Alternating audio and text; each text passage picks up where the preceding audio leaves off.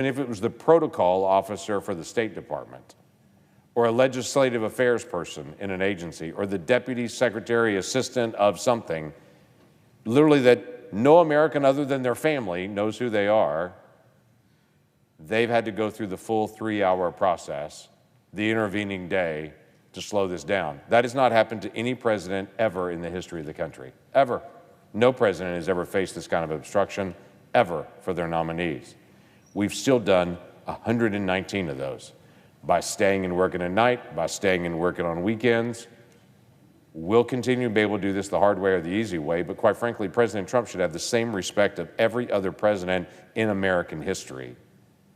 They should be able to get to their staff. So we'll continue on this process. As we already have, we'll just keep moving through the process, because what we're doing is trying to get the work done for the United States Senate. We've taken on some issues that haven't been taken on in a long time. We did a rescissions package, not been done in 35 years. We not only talked about it, we passed it, we made it law. We as this body examined some areas that we said, this seems like wasteful spending to me, we shouldn't do it, literally voted, took it out, and saved the American taxpayers $9 billion from this year's budget.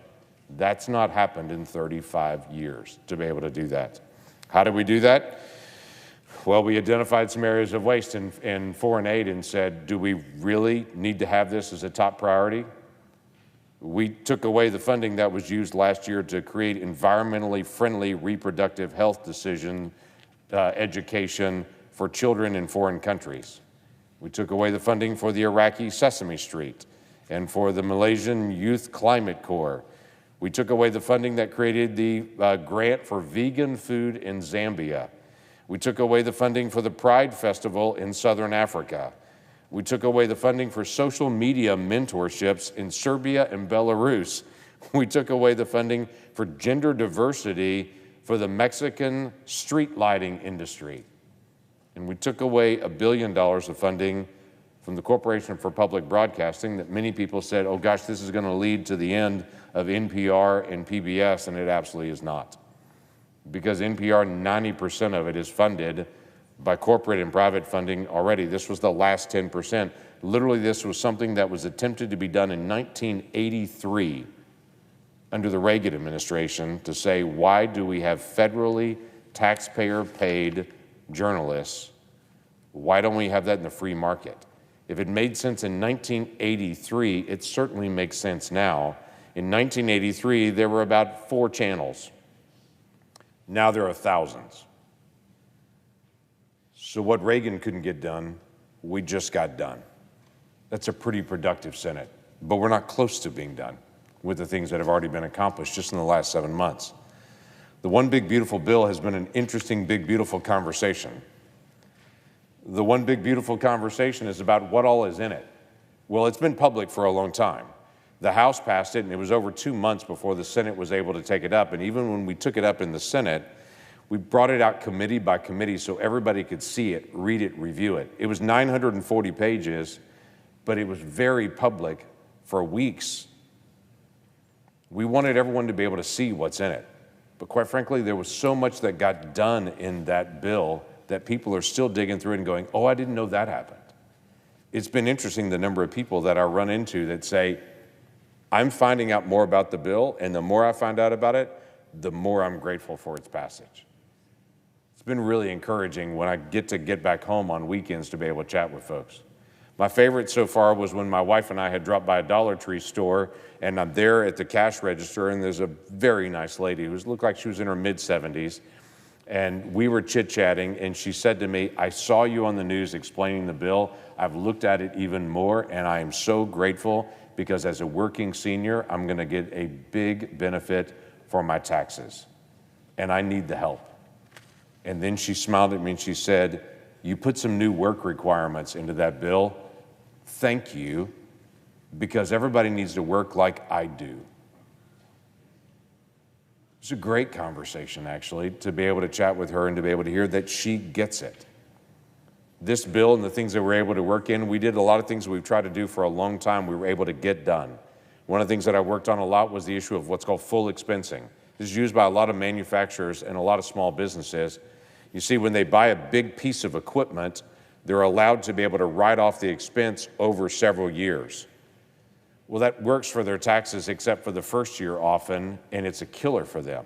Because when they get a big new piece of equipment, they often have to borrow money to pay their taxes that year because they can't afford to get both a new piece of equipment and still pay their taxes and the other expenses. So they either don't get the new equipment or they have to delay to do it.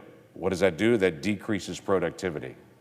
It makes no difference to the federal income in the Treasury to say you get to write it off in 1 year or you get to write it off in several years, but it makes a huge difference to that small business or that manufacturer to say the year you have the big expense is also the year you get to write it off. We got that done.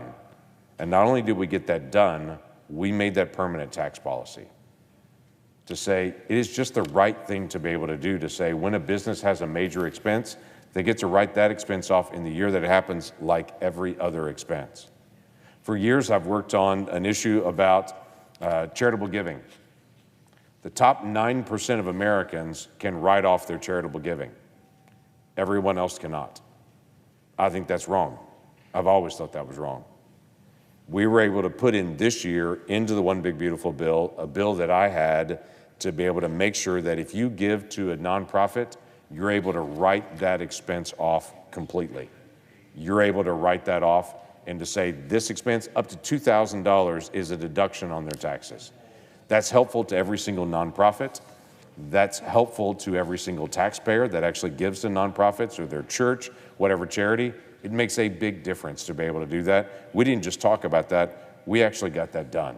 The no tax on Social Security for seniors, I've already talked about. The tax credit for businesses that create a child care facility on site to encourage more child care facilities and to be able to do it closer to the workplace.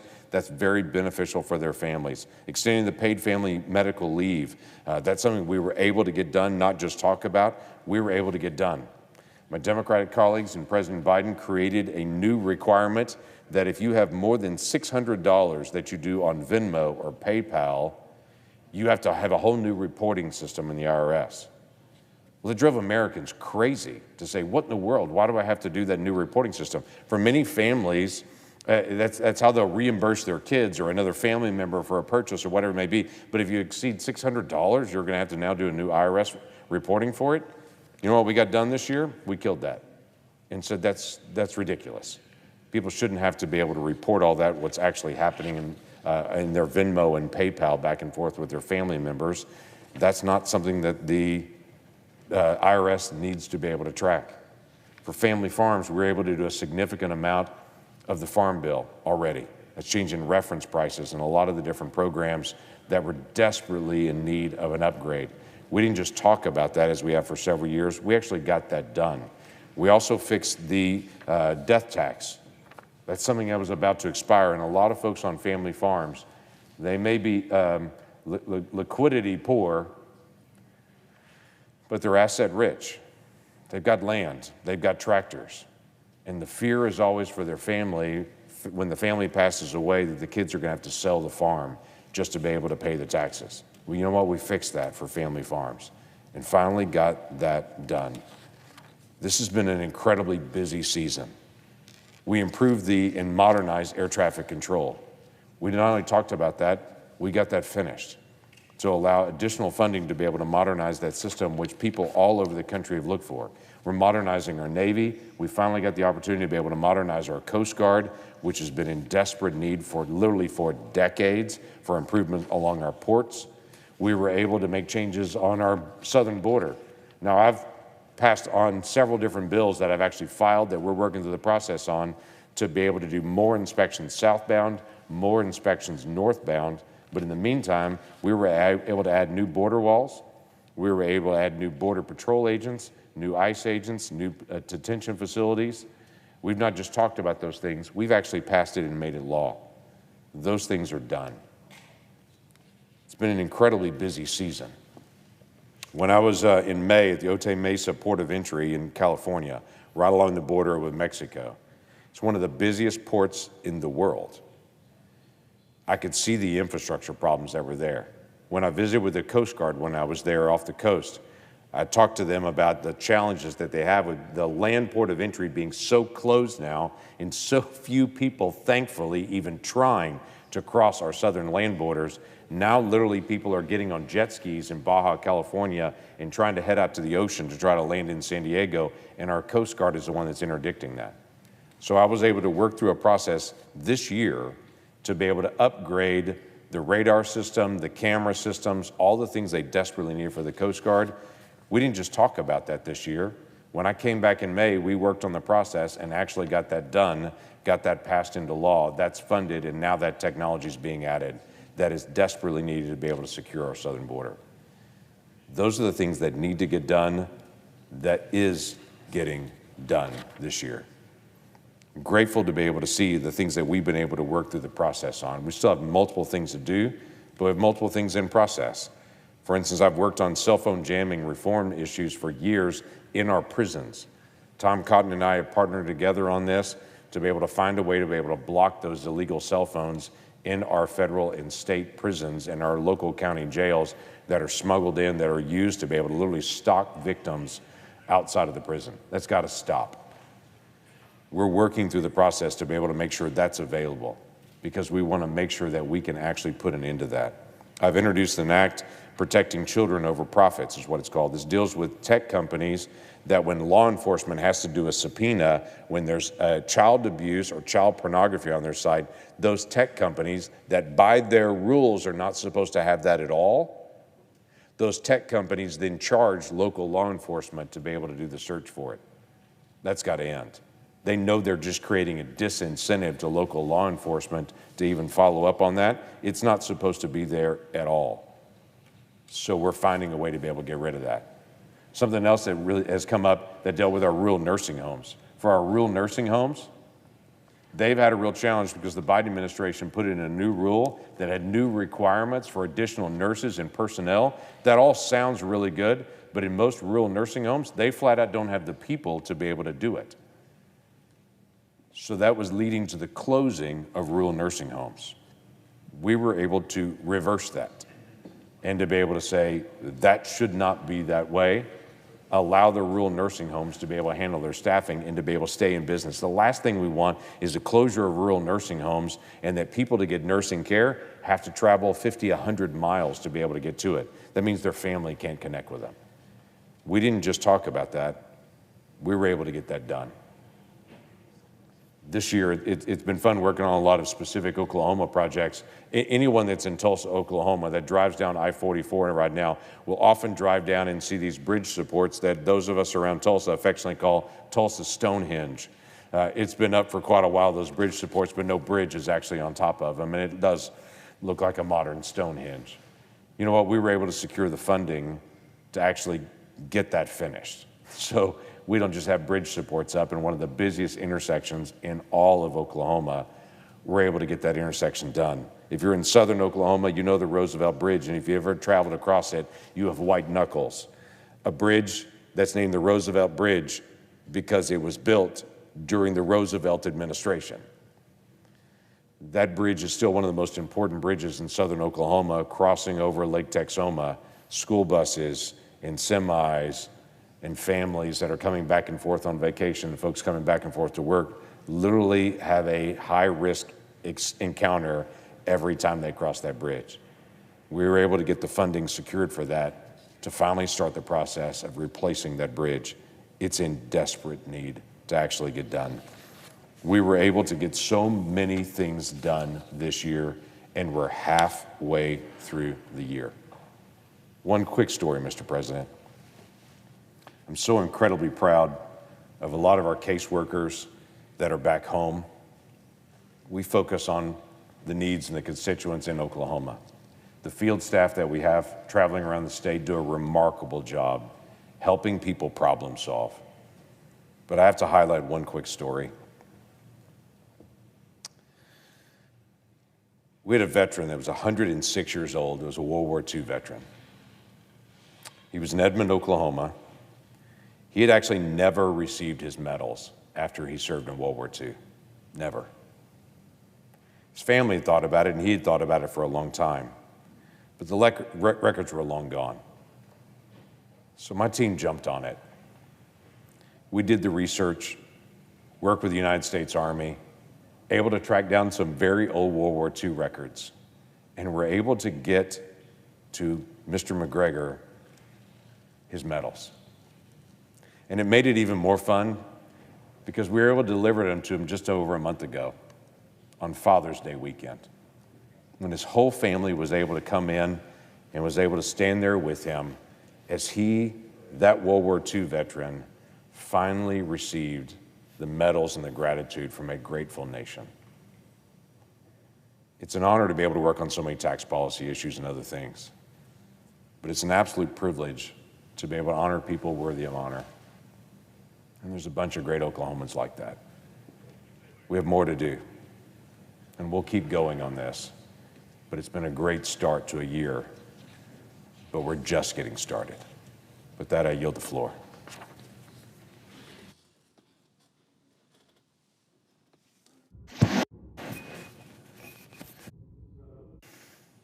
To recognize the senator from Massachusetts. Thank you, Mr. President. Mr. President, as ranking member of the Senate Small Business and Entrepreneurship Committee, I rise today to oppose the nomination of Casey Mulligan to be Chief Counsel for Advocacy at the Small Business Administration.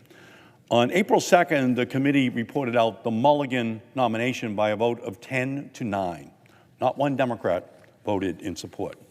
Dr. Mulligan represents yet another radical departure from the norms we should expect from government, courtesy of the Trump administration. The Office of Advocacy was created to serve as an independent voice for small businesses. It is charged by statute with examining how executive actions affect small businesses.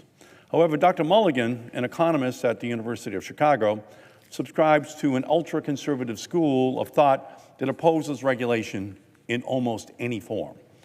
Dr. Mulligan actually rejects regulations that protect the environment, safeguard fair treatment of workers, and keeps products from injuring consumers. He has a decades-long track record of questioning basic protections that most Americans take for granted. He has cast doubt on the need for a mandatory minimum wage. He called into question paid sick leave and unemployment insurance.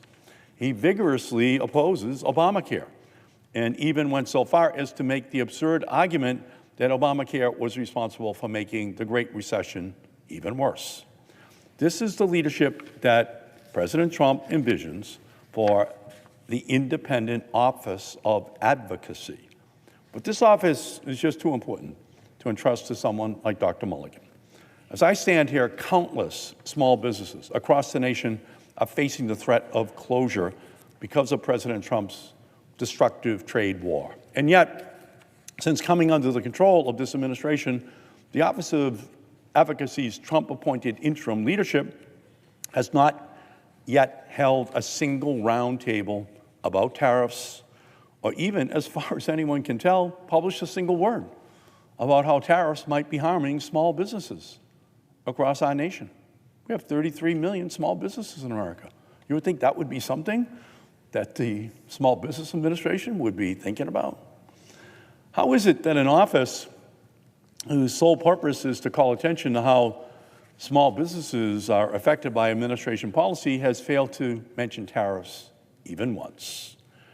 Are they talking to small businesses, or are they looking over their shoulders and saying, no, we're just going to remain silent about the obvious, worried that anything that runs counter to the Trump administration's policy will lead to their dismissal? That's my concern, and that should be America's concern.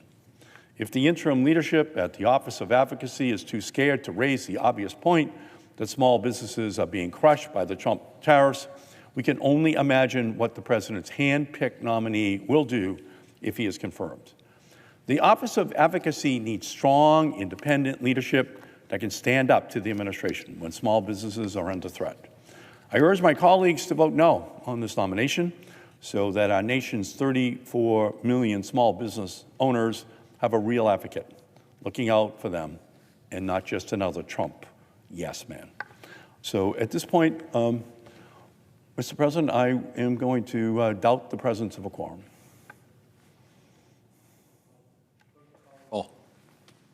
Ms. Alsop Rose.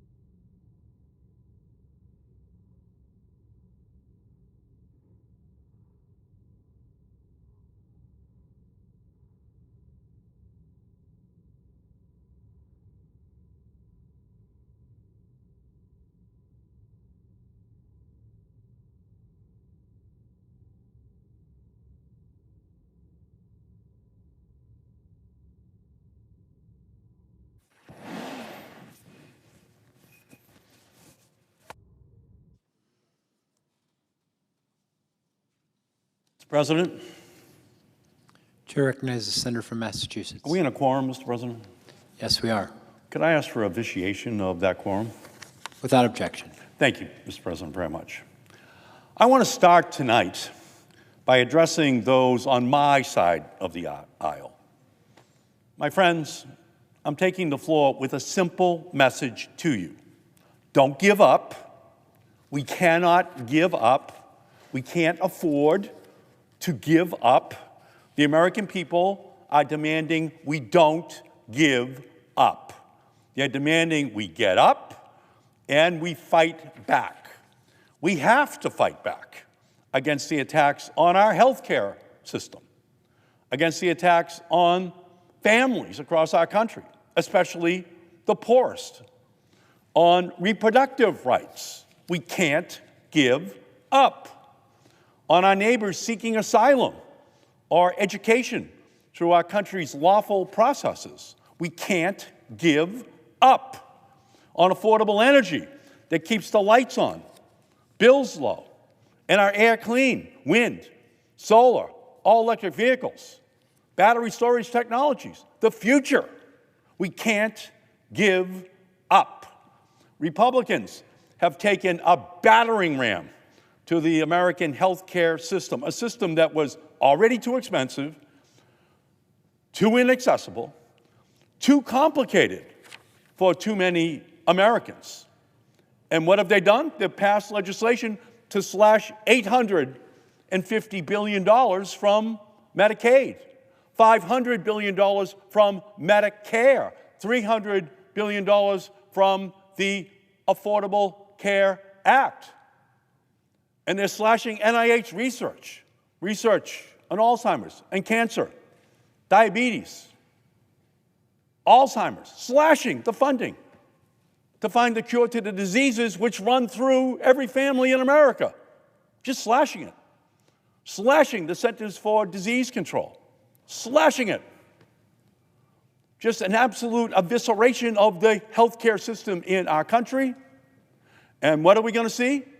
According to Yale University, 51,000 additional deaths per year over the next 10 years. 500,000 people dying because of the cuts in those programs. 500,000 people dying. That's what the Republicans have done in their big, beautiful bill. People are going to die because of that.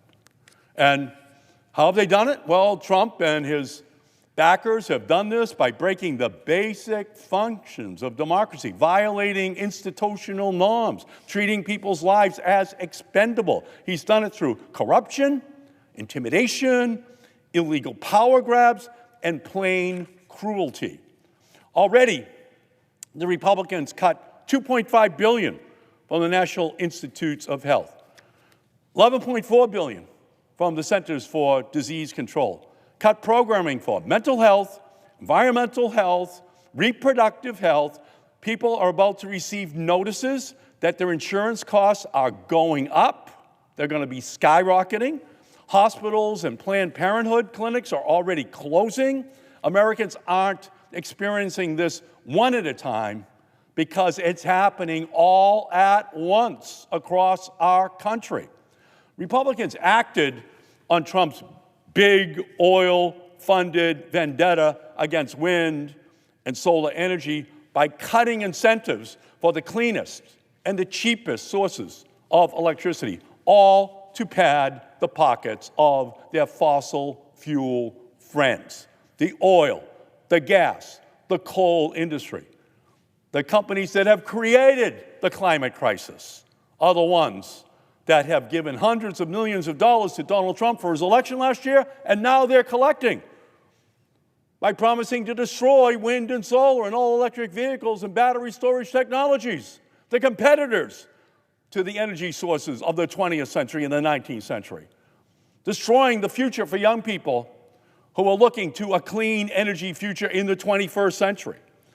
And Trump's one big ugly bill eliminated the residential clean and efficient energy incentives.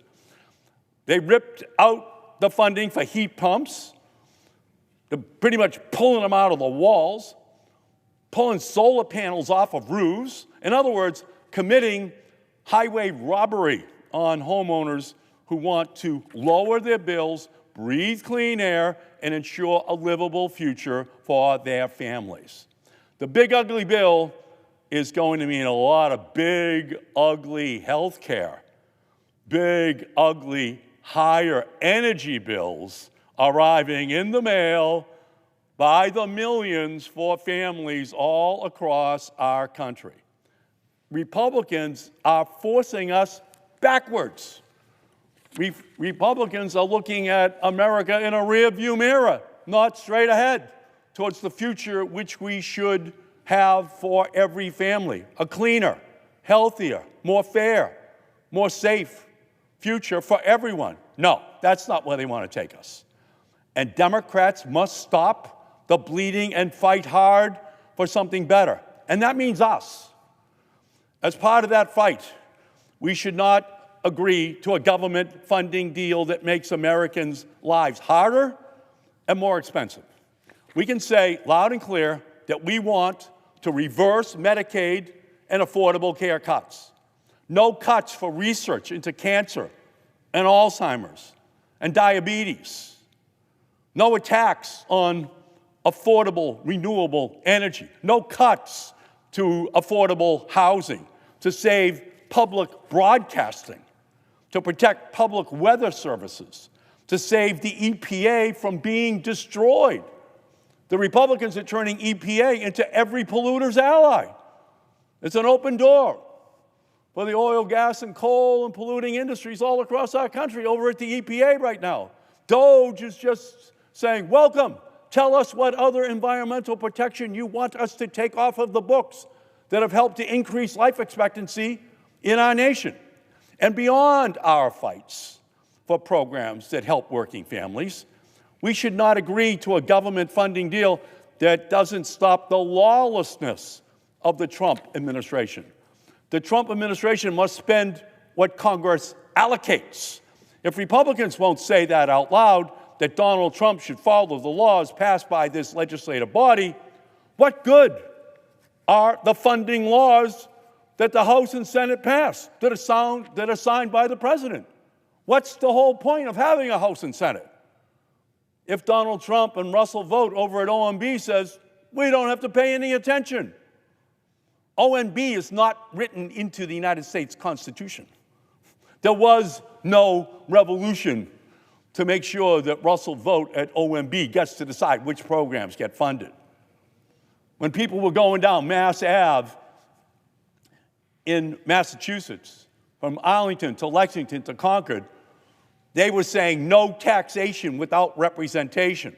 We want a House. We want a Senate. We're going to have a revolution. We don't want a king. We want controls. We want safeguards. Because if we can pass a bill that funds programs that better the lives of Americans in every state, but Republicans refuse to commit that they won't then cut that same funding with a partisan vote later because Trump tells them to, what good are our funding laws? What was the whole point of bipartisanship in the first place? And even if Republicans say that they will keep the promise of that funding, how can we believe them? How can we buy their promises when they've broken them before over and over again? As recently as this month, they broke their promise. Republicans are the ones who started the government shutdown on January 22nd, the day of the first executive orders to cut funding across the government. We started this administration with Trump unilaterally and illegally withholding bipartisan past funding from whole departments like USAID to targeting individual recipients such as Harvard University in Massachusetts, cutting the funding at Harvard for cancer, for Alzheimer's, for diabetes, for Parkinson's, for the diseases which they were looking to find the cure for families. Republicans then unilaterally passed a continuing resolution last March because they and Trump refused to negotiate with Democrats. Republicans unilaterally passed a reconciliation bill to fund only their priorities, including lavish tax breaks for the wealthy, huge increases to the Defense Department budget, while gutting Medicaid and food assistance and Medicare and kicking 10 million Americans off of health care. 10 million Americans are going to lose their health care. Halting funding to clean up our air, causing energy bills to spike by attacking affordable, renewable energy. Republicans also raised the debt limit in that bill because they didn't want to negotiate with Democrats over that. Republicans unilaterally passed in the dark of night cuts to public broadcasting and global health just a couple of weeks ago, even though Congress had previously passed that funding on a bipartisan basis. Democrats, Republicans vote for it, goes down to the White House, president signs it, and the president says, oh, not binding on me. I can now do whatever I want. So everything that's taught the kids in the 6th grade about how our bills become law, that's just going into a shredder. That's just etch-a-sketched right out of history. The president wants to be a king. And that's where it all started 250 years ago, right along Massachusetts Avenue in Massachusetts. The redcoats are coming. King George wants to be controlling us without any representation from the people who are in the colonies. That's what we fought for right here. The whole revolution was fought to build this building so that there was representation. Republicans just don't care about it. And just this month, Trump's budget czar, Russell Vought, said he wanted the appropriations process to be less bipartisan. Less bipartisan. Remember when Trump said he didn't know anything about Project 2025? Remember when he said that? They asked him in September of 2024, what about Project 2025? Don't know anything about it, says Trump. In October, what about Project 2025? Don't know anything about it, he said. Well, Russell Vought is now the head of OMB. He wrote Project 2025. Trump gave the job to Russell Vought to then implement Project 2025. Would you all agree that the president had a very high prevarication coefficient as he was talking about his knowledge of Project 2025? Do you all agree he knew exactly what he was doing? He was just lying to the American people? I think so. The White House and Vought are saying they will use their own pocket rescissions, just another term for illegal impoundment of taxpayer money, to enact DOGE cuts in anything that Congress passes. So I'll quote Mark Twain to my Democratic colleagues. There is nothing to be learned from the second kick of a mule to your behind. Maya Angelou put it more nicely. When someone tells you who they are the first time, you should believe them.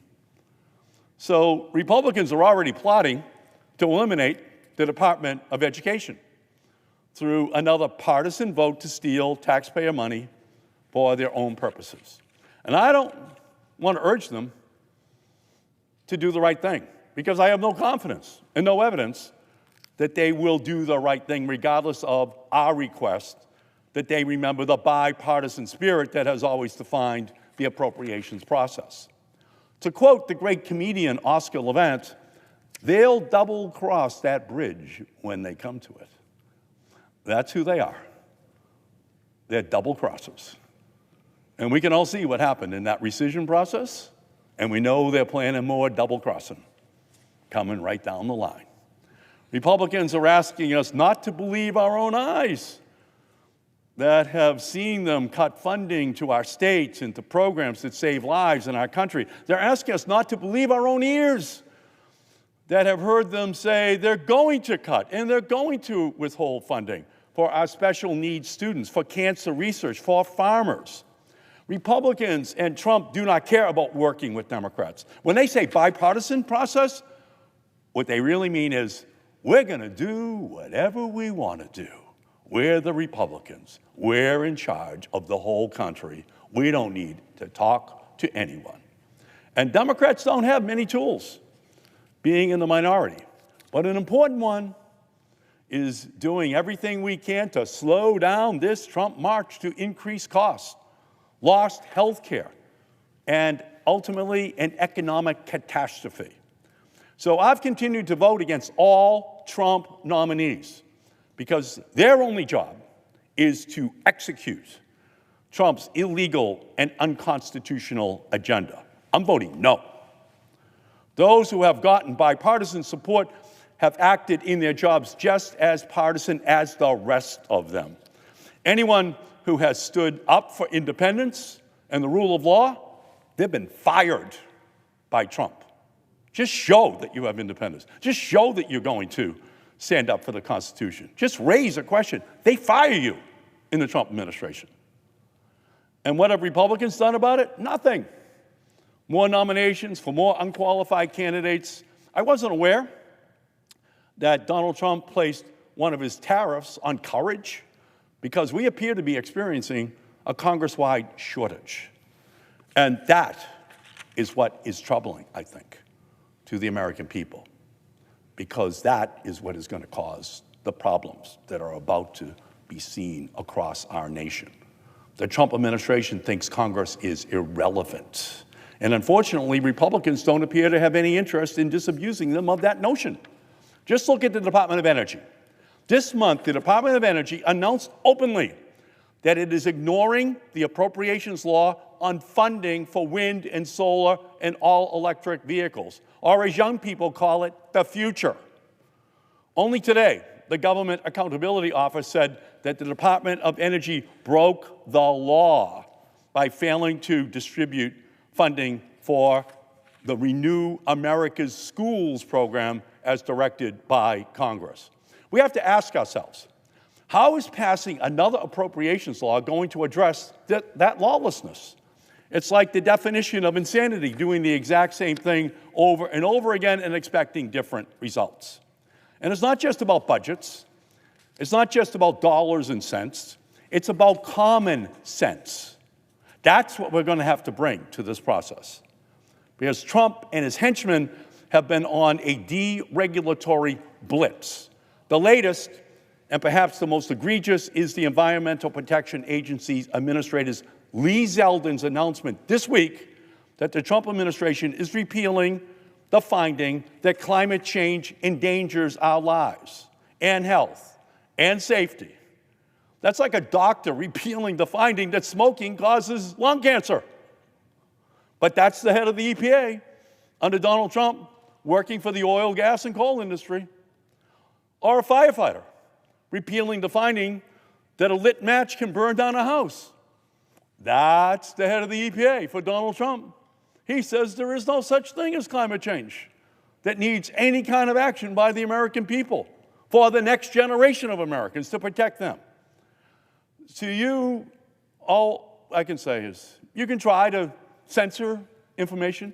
You can try to silence scientists, and they're firing them, the biologists and the chemists at the EPA by the hundreds. They're just firing all of these people who were summa cum laudes in college, all the kids that sat in the first row in your high school class, all those biologists and chemists, they're firing them all.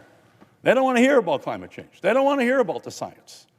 So you can try to bury the facts. You can try to bury the reality, but you can't change that. You can't change it. The endangerment finding is backed by science. The endangerment finding is backed by law. And it has withstood every single attempt to challenge it so far. And you're saying, what's the endangerment finding? Well, in Massachusetts versus EPA, a Supreme Court decision in 2007, the Supreme Court ruled that the EPA had to determine, does greenhouse gases in large amounts endanger the lives and well-being and welfare of citizens in the United States? And the EPA made that finding under Barack Obama, using science, saying, yes, that there is an endangerment. And that's the law that we've operated under for 15 years.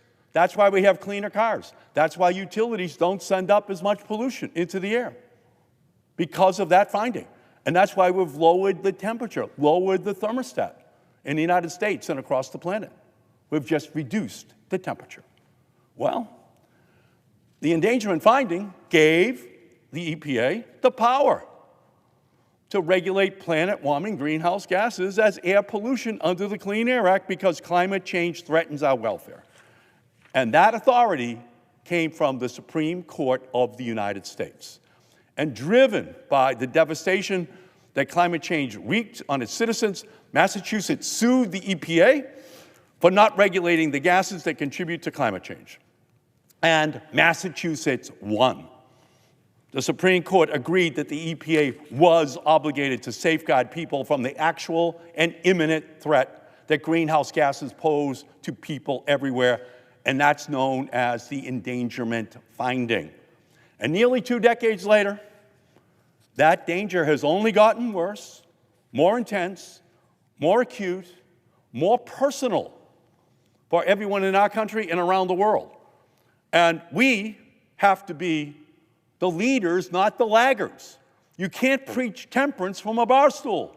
You can't tell the rest of the world to do something if you're not doing it. You can't tell someone not to drink a beer or have a cigar in their hand if you have a cigar in your hand and a beer in the other hand. No one's going to follow you. That's where Donald Trump has taken us now on climate change. That's where Lee Zeldin has taken us on climate change. He's given away the moral authority, the technological leadership that should be the United States of America. And I've breathed that dirty air from wildfire smoke. I've seen horrible floods steal the livelihoods of Massachusetts farmers, and warming waters wreck the fishing grounds off of our coast of Massachusetts.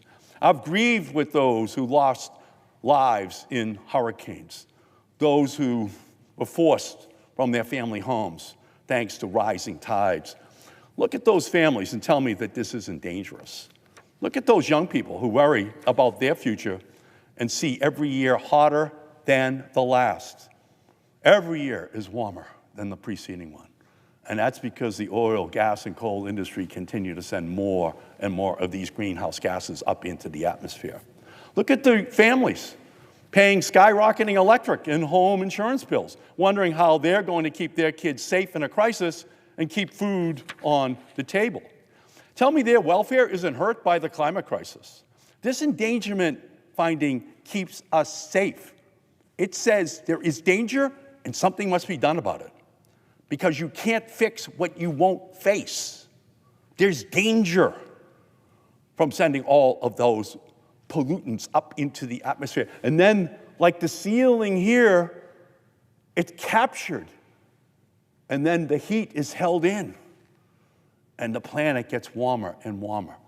And the fires become hotter and hotter. And the floods get bigger and bigger. And the storms get more and more violent because we keep the heat in because of the greenhouse effect of all of those pollutants. And this administration just continues to bury its head in the sand and will bury Americans along with it. We're going to lose a lot of lives. Now, we've discovered a second endangerment finding. Lee Zeldin and Donald Trump are a clear and present danger to the welfare of our nation today. I think it's pretty clear to young people that they have made their own endangerment finding. They know that Donald Trump is a danger to them. They know Lee Zeldin at the EPA is a danger to them. And how did they justify this decision in the White House when all the science in the world is against them? The Trump administration found 5 crank, faux scientists and gave them a platform for lies and misinformation. And these known climate deniers argued our seas aren't rising more quickly, and that extreme heat caused by global warming can't affect our crops. And putting these 5 climate deniers in charge of a climate science report is like putting a vaccine denier in charge of the National Health Agency. Wait, I'm sorry. They did that as well. They did that as well. A vaccine denier running the Department of Health and Human Services. It's unbelievable. In an era where science should be venerated, in fact, it's just being disregarded across all of Trump's agencies. This report, put out by the Department of Energy, ignored the overwhelming scientific consensus and ongoing body of evidence that climate change puts us in danger, evidence that we are already bearing witness to. And you don't need to be a climate scientist to see that storms are becoming more furious and more deadly. Just this month, we saw extreme weather take the lives of loved ones in Texas, in their flooding, in New Mexico. And those floods were supercharged by climate change. And that climate change was driven by the greed of the fossil fuel industry, by the oil, gas, and coal industries. This sham Department of Energy report is an attack on common sense, and it's an attack on public safety. Trump and Zeldin are arguing that American transportation emissions don't contribute to global climate change. EPA's own data shows that if our transportation sector was a country, it would be the 4th largest emitter of greenhouse gases in the world.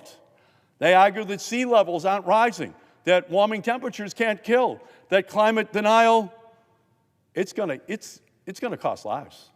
They're just denying science. They're denying reality. They're denying what everyone sees 3 nights out of 7 on their television sets as the lead story of these wild storms, wildfires that affect all parts of our country. They're saying that warming temperatures can't kill. Well, again, climate denial costs lives. This is Trump's America, where EPA stands for every polluter's ally. Just revolving door. Come on in. Tell us what environmental regulation is making you less profitable, and we'll give you permission to ignore those environmental laws and send more pollution up into the air, create more cancers, more asthmas, more disease in children and pregnant women. We'll just give you the permission slip to go and do it. Because where your health is sacrificed for their wealth, Trump and Zeldin and their whole cabal of polluters should be ashamed, and they should be held accountable. From day one, Trump has had it out for any technology that might save money for working Americans, usually for reasons that range from the personal, like his problems with water-efficient toilets, to the personally enriching for Donald Trump. Look at wind power. Trump's crusade against wind power dates to 2006, when he bought an 1,800-acre estate in Scotland near a planned wind farm that he warned would be, quote, really ugly. You know, he just wants better views for the golf courses for which he's willing to violate our ethics laws. And look at his fossil fuel donors.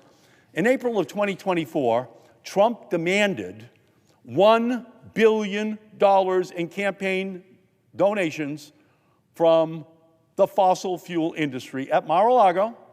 Give me $1 billion, he said, and I will take care of all those environmental problems for you. And the fossil fuel industry, they've been cashing it in for favors ever since.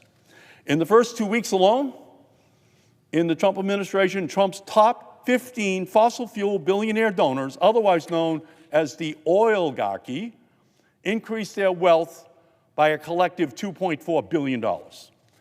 In the big ugly bill, mom and pop taxpayers were forced to give $18 billion in handouts to big oil and big gas. That's the one big beautiful bill that the Republicans brag about. Do they brag about the $18 billion they gave to the oil, gas, and coal industry? You're not going to hear that when you hear the litany of the things that they were concerned about.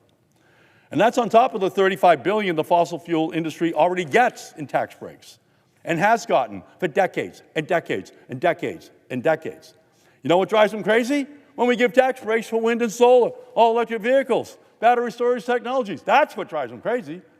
When the competition can finally get up and compete. That's what Donald Trump is doing in return for the funding from the oil, gas, and coal industry.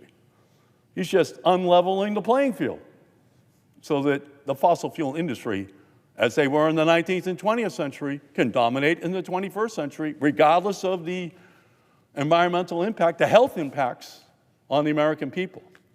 The result of Trump's showboating on trade, besides higher costs for American families, Trump said the European Union would buy $750 billion of energy resources from the United States over the next 3 years. You heard him say that just last week. This is more than pay to play. It's pay to slay our chance at a livable future, our clean air, our clean water, our affordable energy bills. The one big, beautiful bill attacks on clean and cheap energy just absolutely are ahistorical. In the one big, ugly bill, Republicans took aim at the cheapest form of energy out there, renewable energy. It's cheaper than oil and gas and coal. And they hate that now. It's a young person's vision for the future. Their legislation essentially puts a new tax on cheap, clean power, raising costs for ratepayers everywhere as projects to install new generation slow to a crawl, which is deeply ironic given that nearly 80% of clean energy investments from the Inflation Reduction Act of 2022 that they sought to destroy have gone to Republican districts, creating hundreds of thousands of jobs in red districts across this country. Think about that. Trump is actively working to destroy economic growth and jobs in the very places that got him elected. More demand, less supply. More cost, less relief. Bills going up by more than $100 a year per family. We're already seeing energy costs start to spike, rising nearly 3 times higher this year than during Biden's term and rising 3 times as fast as general inflation. This is a predictor of coming atrocities due to the big, beautiful bill. Electricity rates are spiking across our country. People are seeing it in their bills on their kitchen tables. Energy is getting more expensive more quickly for every family across our country, And that's all thanks to the Republicans' big, ugly bill. But that's not all. The big, ugly bill will increase emissions equivalent to putting 72 million new cars on the road and eliminates pollution reduction programs leading to approximately hundreds of additional premature deaths in our country every single year. This means more asthma, more heart attacks, more families losing loved ones, all because Republicans wanted to give billionaire polluters another bonus. Kill the new industries, Trump says. Big Oil says. Kill those new industries. And they did it. Undermining clean energy means all of us breathe dirtier air, costing Americans in expensive trips to the emergency room for asthma attacks, lost school days, lost work days. Asthma is already responsible for nearly 1.8 million emergency department visits, over 94,000 hospitalizations, more than 3,500 deaths annually. And what the Republicans have done in cooperation with Donald Trump is it's supercharging asthmas, visits to emergency rooms in our country. Cutting clean energy is making all of those health benefits go away. And the economic burden of asthma is staggering. Let me give you the numbers. It costs our healthcare system approximately $50 billion each year, almost $3 billion in lost school and work days, and $29 billion from mortality. The cumulative impact of breathing dirty air from living near a highway or a power plant means your risk of lung cancer skyrockets. Nearly $24 billion was spent on lung cancer in 2020, and it cost each patient $200,000 on average. But wait, there's more. At the same time that the bill slashes Medicaid and slashes the Affordable Care Act, as it pays out to dirty, expensive energy that pollutes your lungs, it also cuts billions in historic investments from the Inflation Reduction Act in environmental justice and air pollution reduction programs, even at schools. This included the $20 billion climate bank that I secured with Chris Van Hollen in the Inflation Reduction Act, which is projected to spur more than $250 billion in public and private sector investment to create jobs, lower Americans' energy costs, strengthen our energy independence, combat the climate crisis, deploy solar, deploy charging stations for electric vehicles. That was the climate bank, which I was able to create with Chris Van Hollen. They want to eliminate that. They've taken it to court. It was working too successfully. Anything that's working to deploy clean energy technologies, they hate. Republicans also targeted clean car regulations that save drivers money at the pump. Instead of the dawn of the clean energy future, Republicans are sunsetting incentives that would spur clean domestic manufacturing for industries. This bill is on track to destroy more than 840,000 American jobs by 2030 in the clean energy sector. This is the largest job-destroying bill to ever pass Congress. Killed 840,000 new jobs. Never before has Congress done anything like this, deliberately, intentionally killing all of those jobs. And that means fewer manufacturing, solar installation, home efficiency contracts all across our country. States with the largest job losses, Texas, Florida, Indiana, Georgia, they voted to destroy the jobs in their own states. They were going to be the center of this revolution. That's where the manufacturing plants were. But the oil, gas, and coal industry, they said to Donald Trump, kill it. And each of them received, as it said in Godfather Part 1, they each got an offer they couldn't refuse. And so as a result, they voted to kill all of that job creation. This isn't a red state or a blue state issue. This is creating a national economic crisis. The states with the highest spikes in energy prices, South Carolina, Kentucky, Oklahoma, Mississippi, and Louisiana, their prices are spiking right now and have been, and are going to continue to spike because of this bill. This administration has made it trade-off clear. Your future for their profit. That's Trump's art of the deal. You give up your future, and we get to make billions. So this is absolutely something that young people in our country, the next generation, they're going to be devastated by these decisions. And it's going to unfold next year, 5 years from now, 10 years from now, 20 years from now. They're going to be looking back saying, what did that generation think? How could that Congress have killed wind and solar and all-electric vehicles? Because the Republican bill is going to make the United States a laggard, not a leader in innovation. Already, China is investing 4 times more than the United States in renewable energy.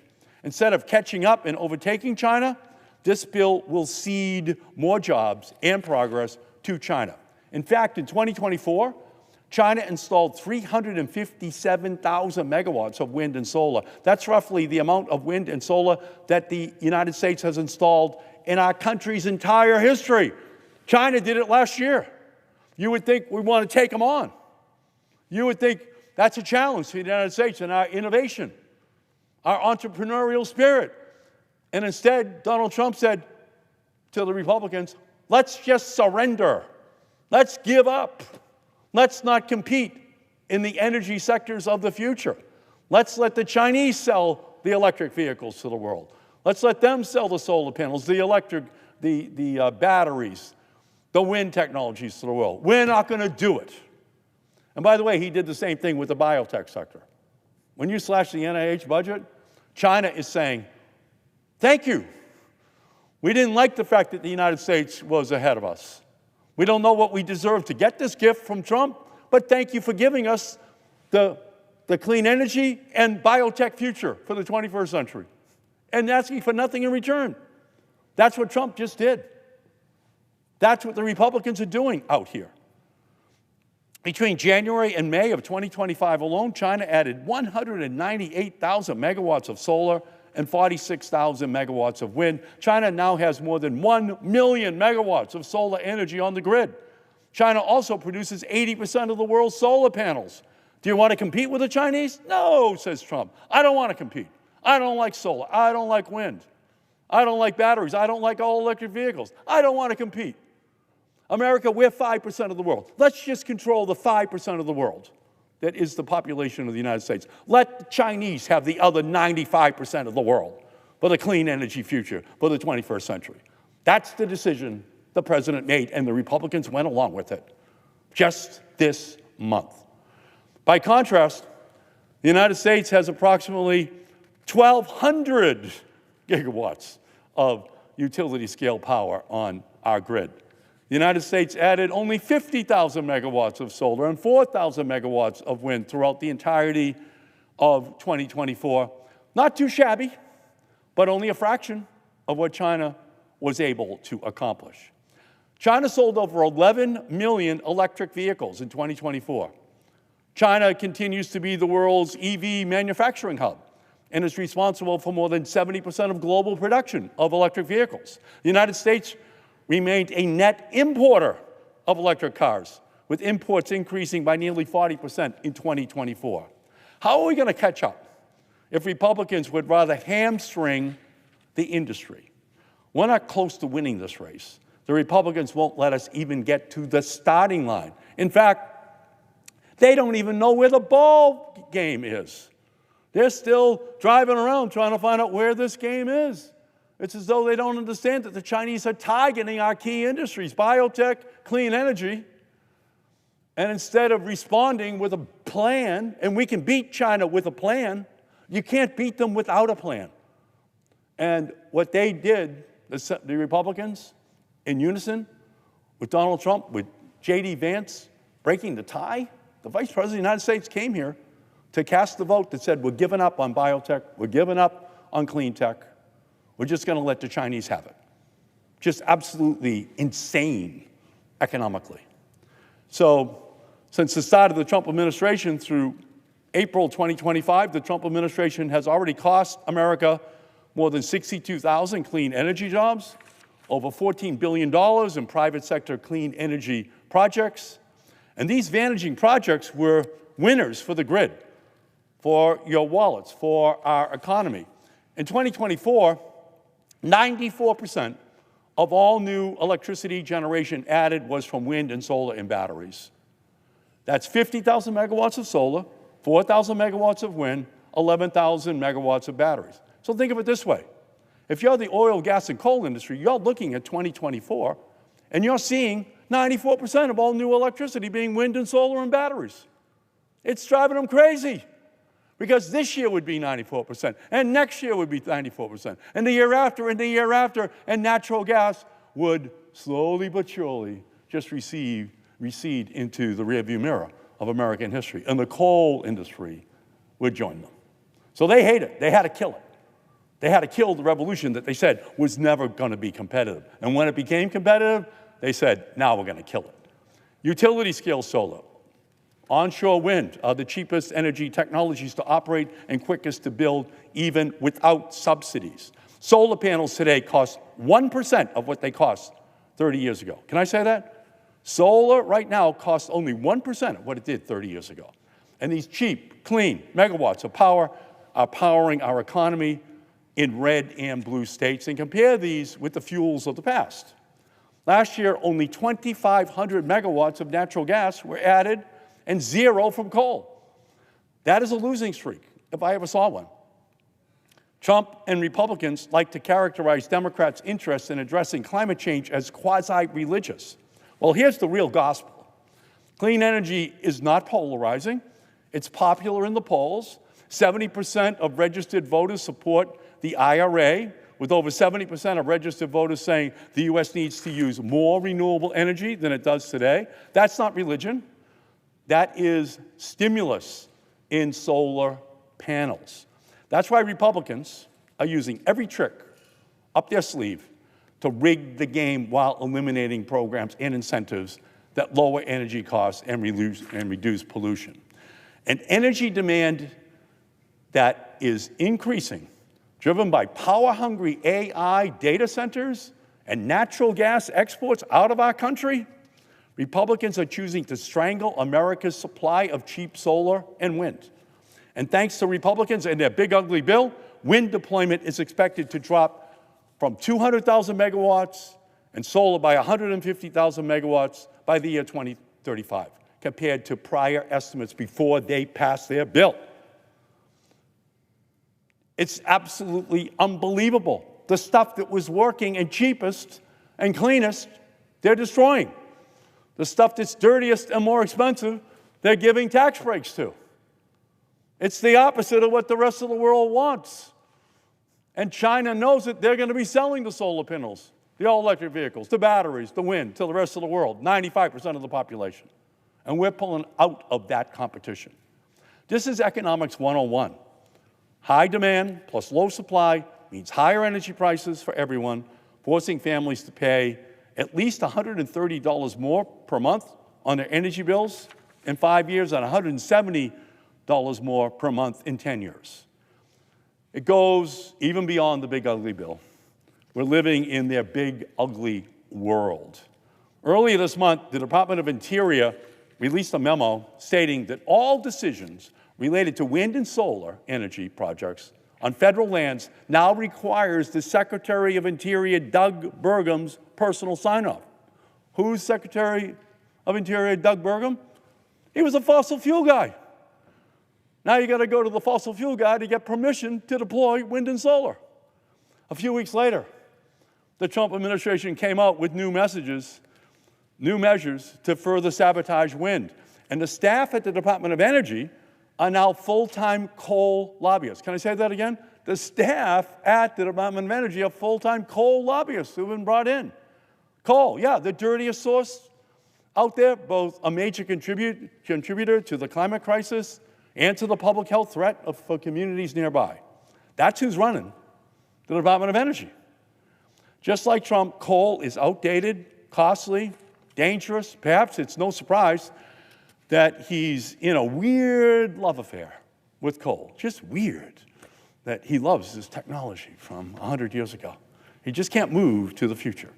Coal has shrunk from nearly half the country's electricity generation in 2008 to only 15% at the start of this year, a trend driven primarily by competition from cheaper fossil gas and renewables. Building new solar, even solar plus storage, is now cheaper than running existing coal plants in the United States. It's already winning. From today's Twitter post of coal, captioned, quote, "She is the moment." A type of coal, mind you, that has not been mined in the U.S. for more than 80 years, to spreading misinformation that coal is critical to modern technology. Some of the coal love affair has just been plain weird. But more concerningly, they're actively spending your ratepayer dollars to keep retiring coal plants online. When Trump's sham energy emergency executive order, he's enabled the Department of Energy to use emergency authority to keep coal online, forcing working families to pay more in order to line the pockets of those big oil billionaires. That is not an energy emergency. This is a Trump energy tax on the American public. It's a deliberate strategy to make sure working families stay dependent on a damaging fuel source that makes a handful of billionaires richer by the day while everyone else pays the price in higher bills and the deterioration of their health.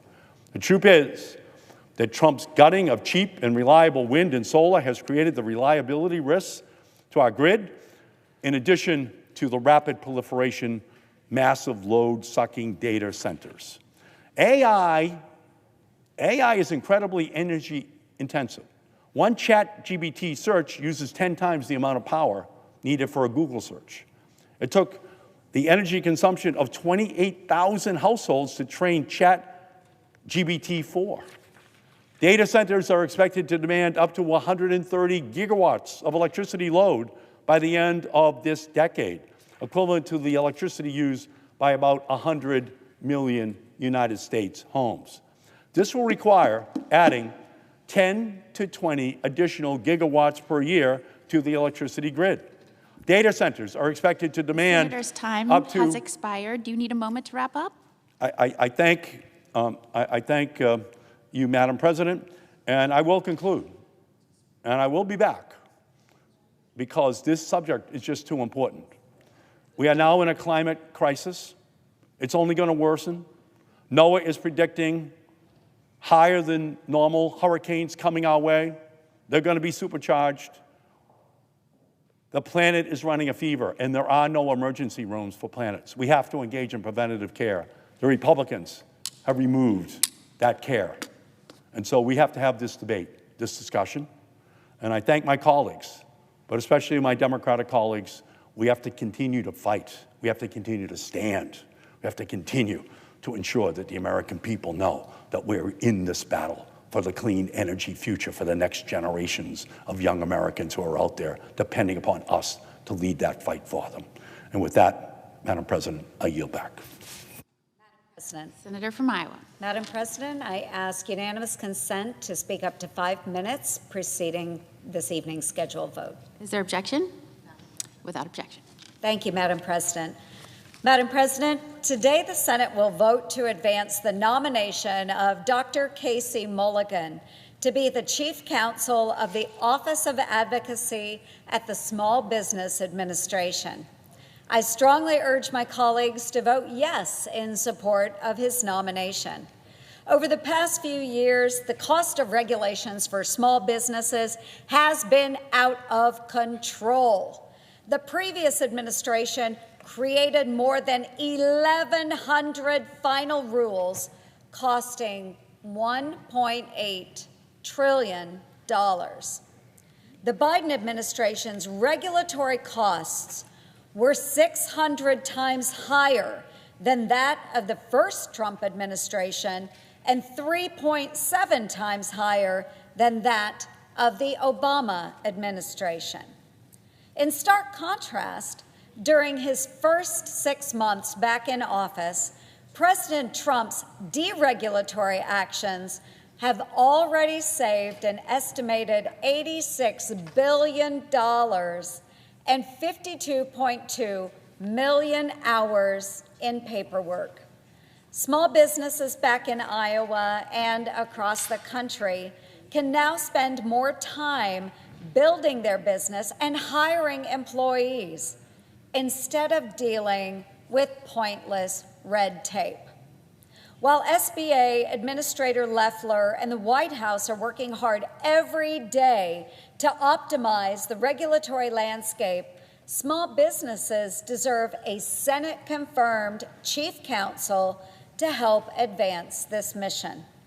The Office of Chief Counsel for Advocacy has been vacant, without a Senate-confirmed occupant for nearly a decade. This key role champions the interests and protection of small businesses, and President Trump nominated a highly qualified individual for this role. Dr. Casey Mulligan's unique mix of academic success and real-world experience makes him an ideal candidate for this job.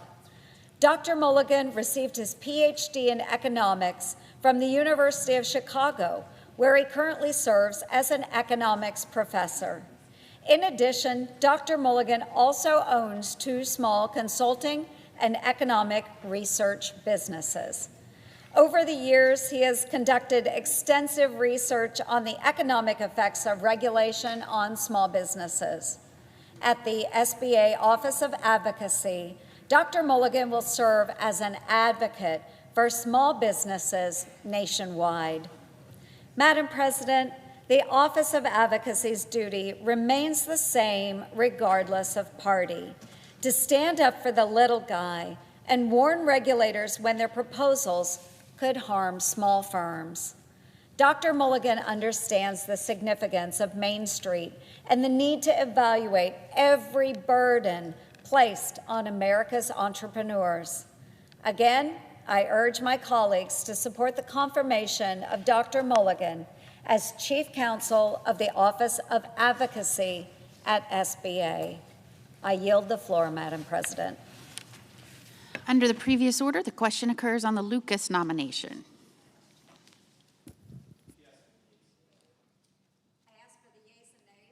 Is there a sufficient second? There appears to be. The clerk will call the roll. Ms. Alsobrooks, Ms. Baldwin, Mr. Banks, Mr. Barrasso, Mr. Bennett, Mrs. Blackburn, Mr. Blumenthal, Ms. Blunt Rochester, Mr. Booker, Mr. Bozeman, Mrs. Britt, Mr. Budd, Ms. Cantwell, Mrs. Capito, Mr. Cassidy, Ms. Collins, Mr. Coons, Mr. Cornyn, Ms. Cortez Masto, Mr. Cotton, Mr. Kramer, Mr. Crapo, Mr. Cruz, Mr. Curtis, Mr. Daines, Ms. Duckworth, Mr. Durbin, Ms. Ernst.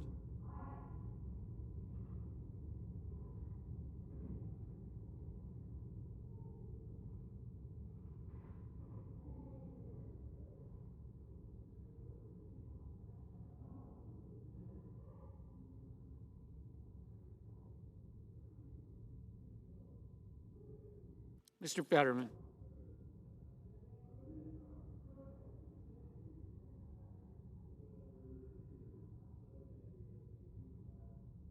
Mrs. Fisher.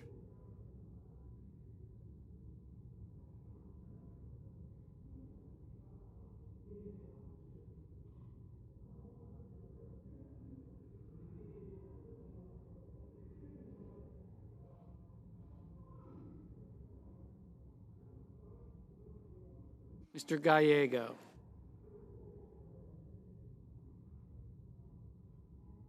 Mrs. Gillibrand.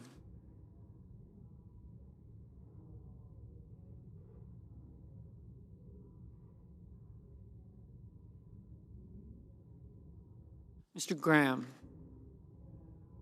Mr. Grassley.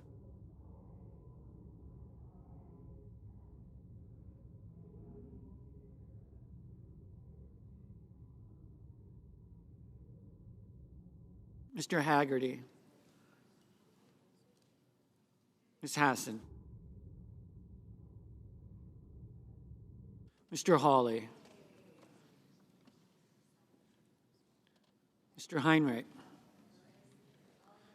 Mr. Hickenlooper. Ms. Hirono.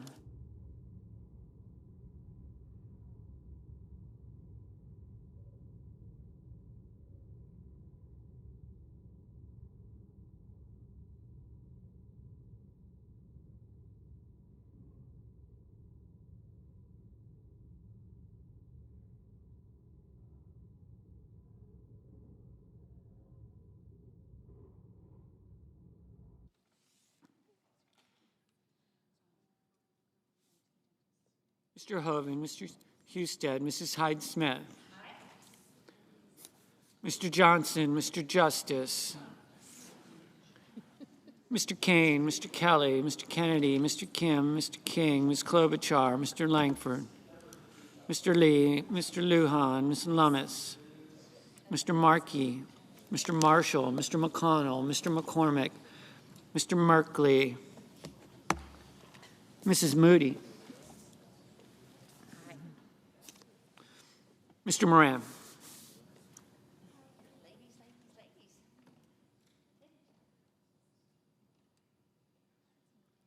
Mr. Moreno, Mr. Mullen, Ms. Murkowski, Mr. Murphy, Mrs. Murray, Mr. Ossoff, Mr. Padilla, Mr. Paul, Mr. Peters, Mr. Reed, Mr. Ricketts,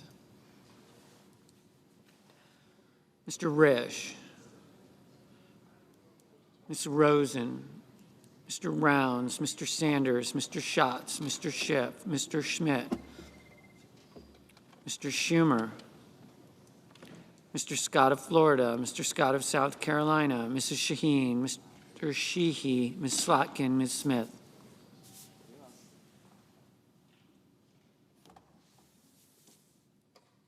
Mr. Sullivan, Mr. Thune, Mr. Tillis, Mr. Tuberville, Mr. Van Hollen, Mr. Warner, Mr. Warnock, Ms. Warren, Mr. Welch, Mr. Whitehouse, Mr. Wicker, Mr. Wyden, Mr. Young.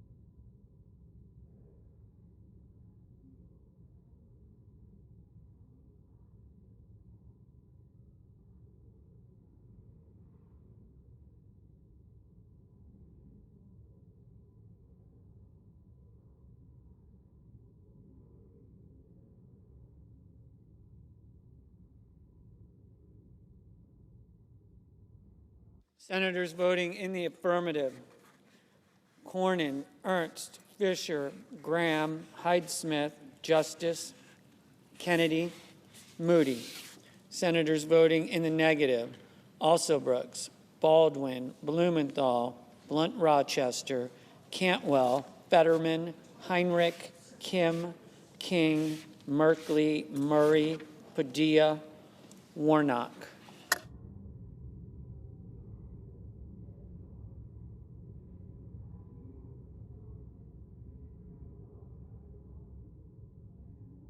Ms. Warren. Ms. Warren, no.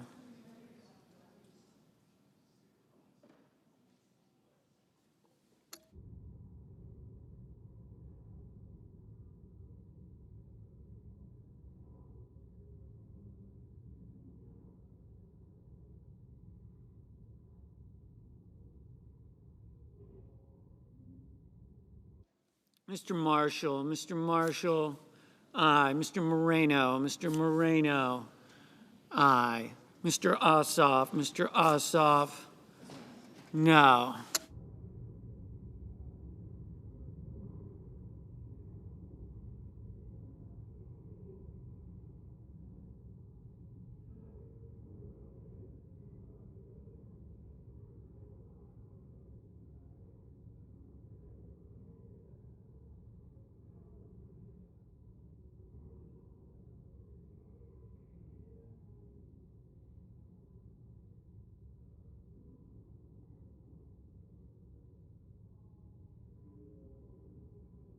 Mr. Reed,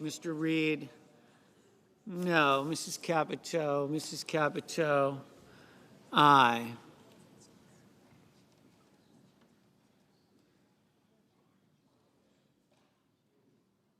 Mr. Crapo, aye.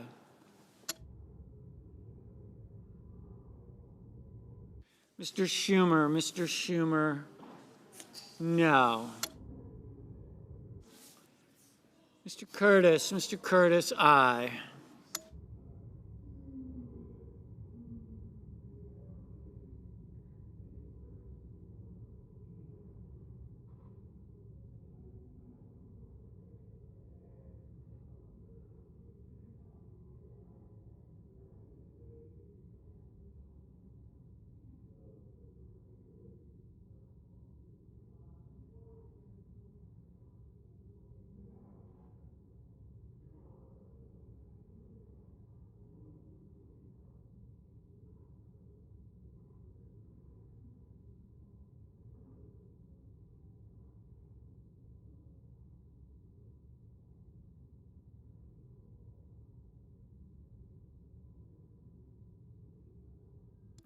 Ms. Cortez Masto, no. Mr. Grassley, aye.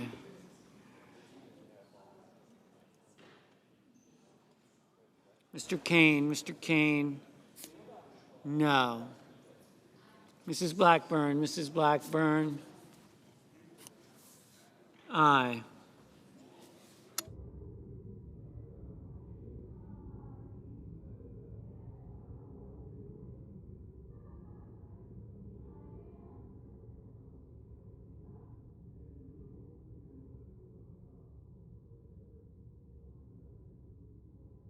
Mr. Tuberville, aye.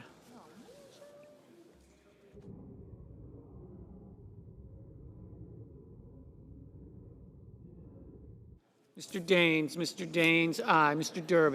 Durbin, no.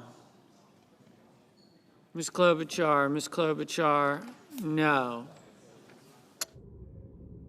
Mr. Cotton, aye.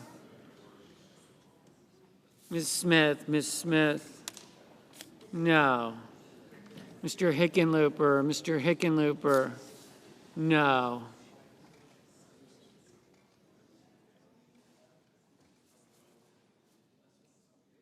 Mr. Cassidy, aye.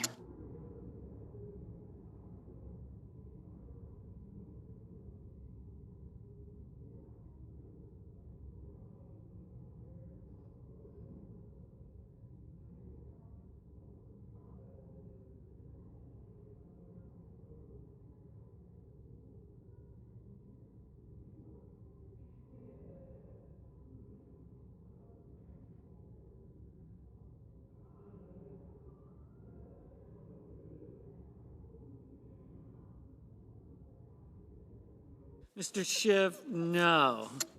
Mr. Langford, aye.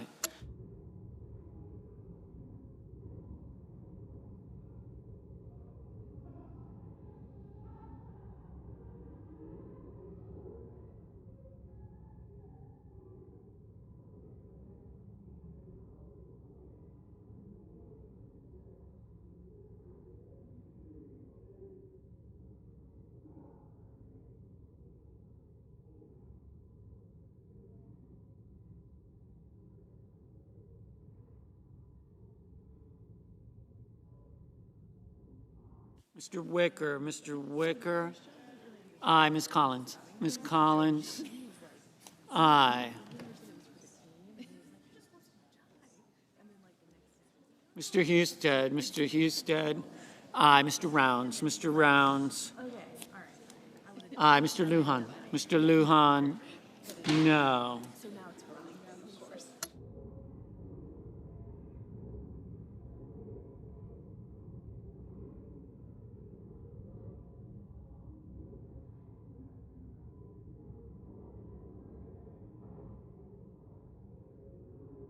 Mr. Welch, no. Hey, wait a minute. Mr. Budd, aye.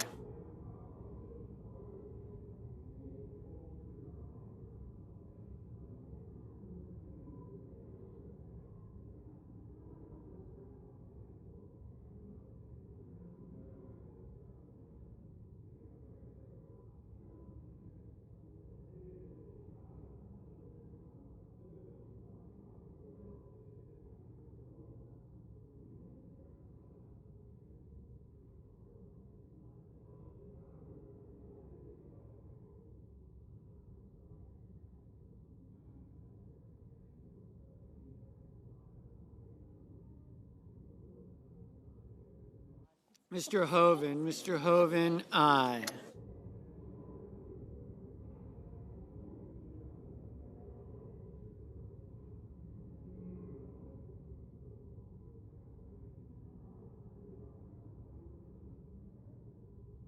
Mr.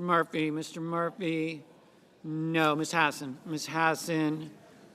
no. Mr. Hawley, aye. Mr. Moran, aye. Mr. Bozeman, aye.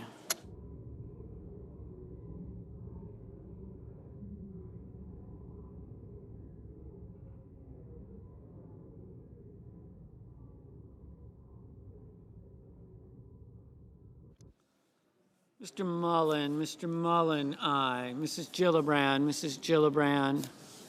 no.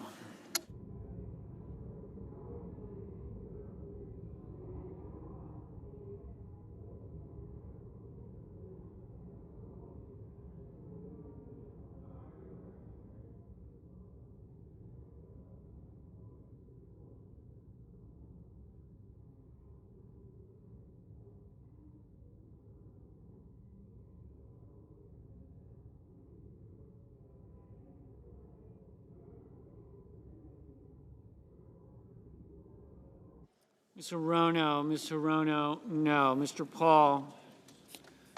Paul, aye. Mr. Barrasso, aye. Mr. Booker, no.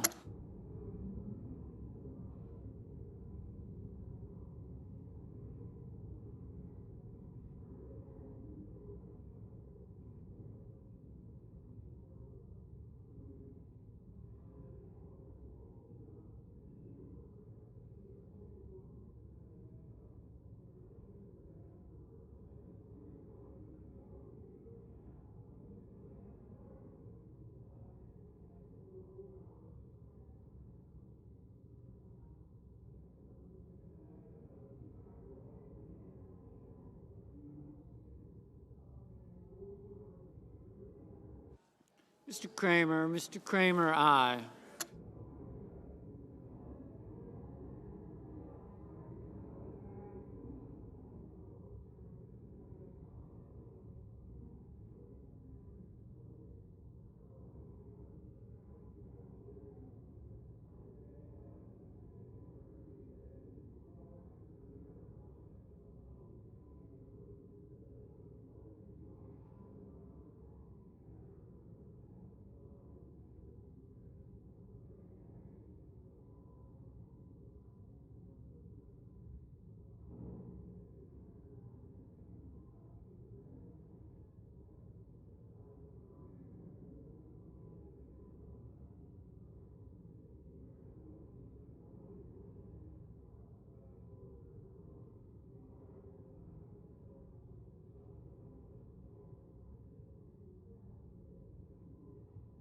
Mr. Johnson, aye. Mr. Schatz, no. Ms. Duckworth, no.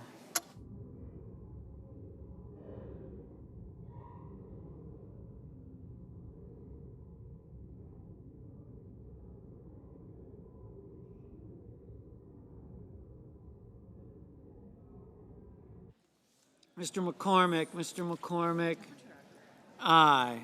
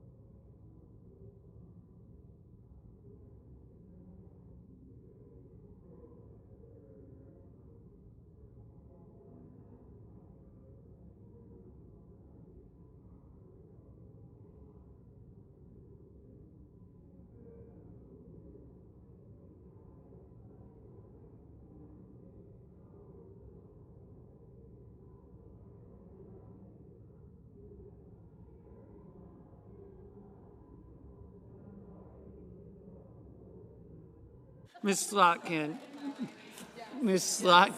no. Mr. Whitehouse, no. Mr. Sheehy, aye.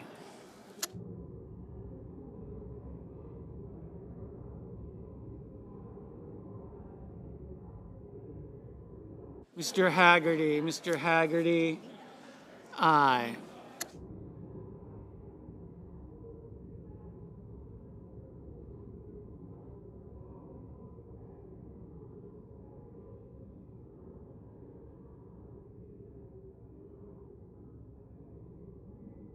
Mr. Sullivan, aye. Ms. Lummis, aye. Ms. Rosen, no.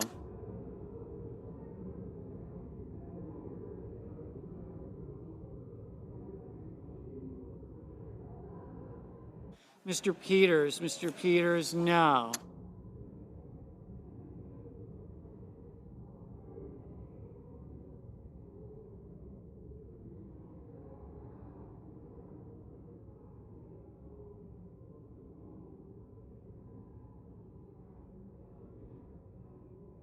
Mrs. Brett, aye. Mr. Scott of Florida, aye. Mr. Ricketts, aye.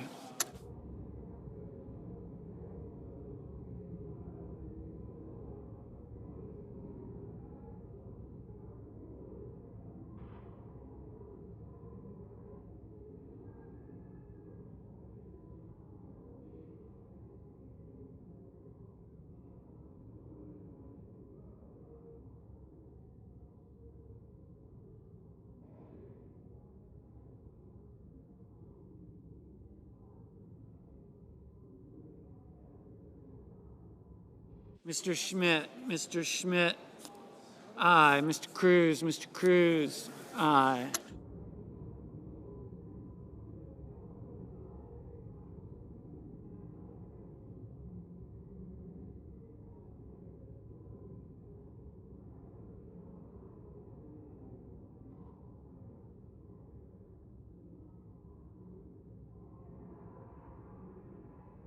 Ms. Murkowski, aye.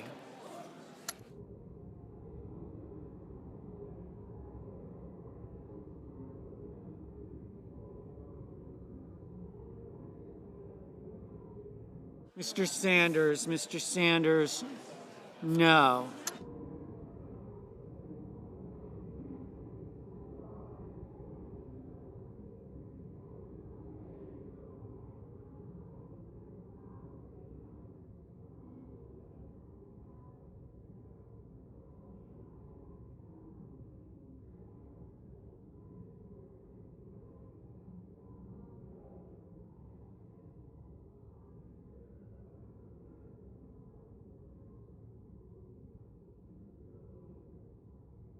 Mr.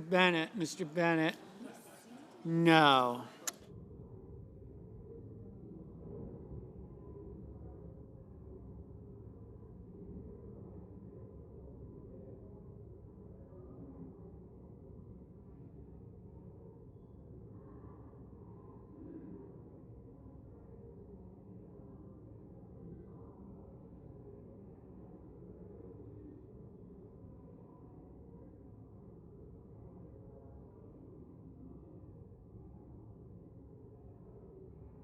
Mrs.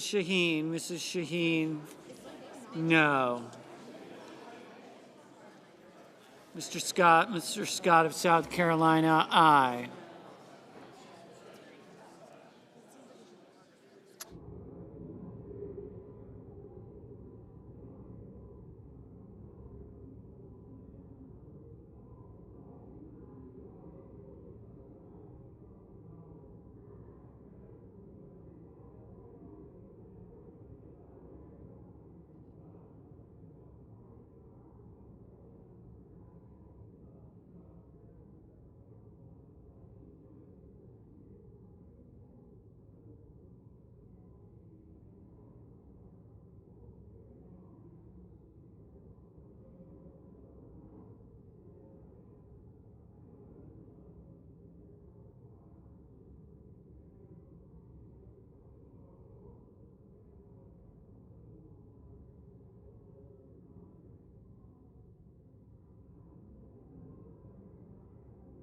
Mr. Wyden, no.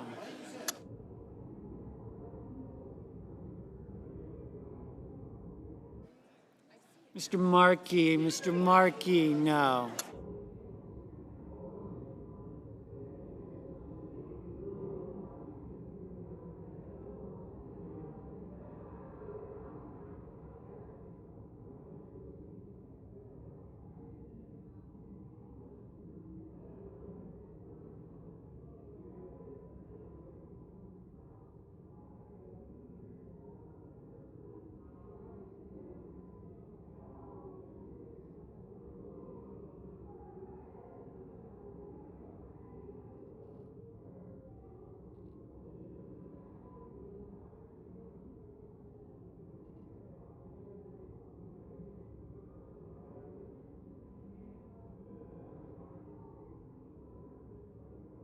Mr. Lee, aye.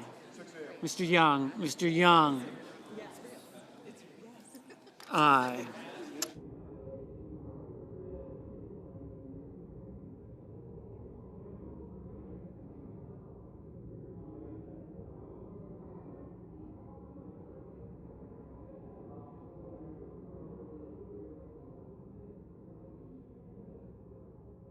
Mr. Thune, aye.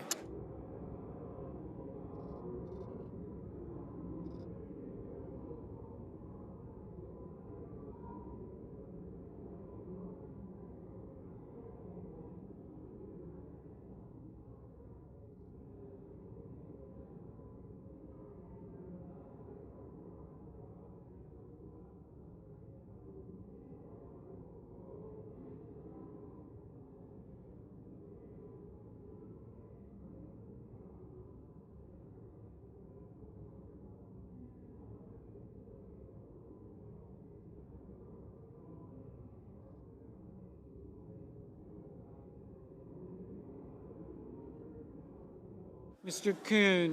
Coons, no.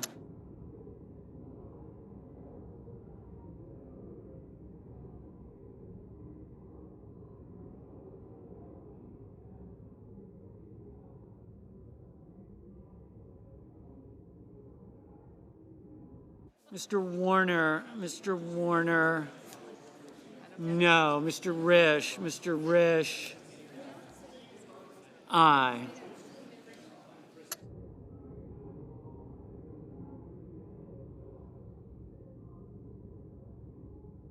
Mr. Van Hollen, no.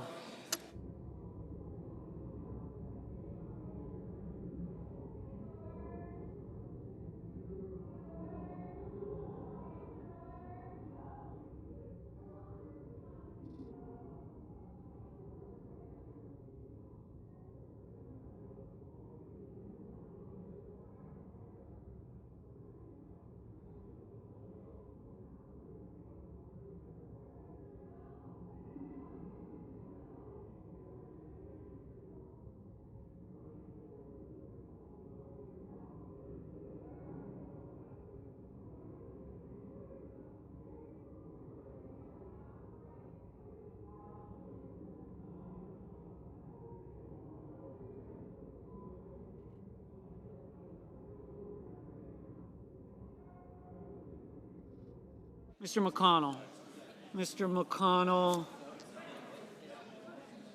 aye.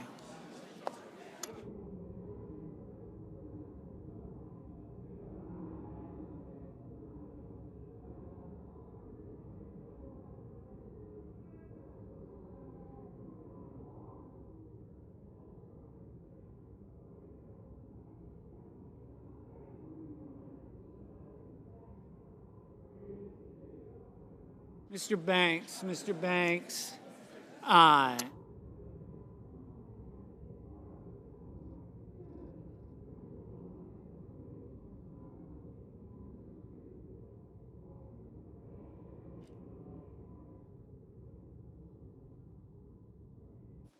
The yeas are 52, the nays are 45. The nomination is confirmed. Under the previous order, the motion to reconsider is considered made and laid upon the table, and the President will be immediately notified of the Senate's action.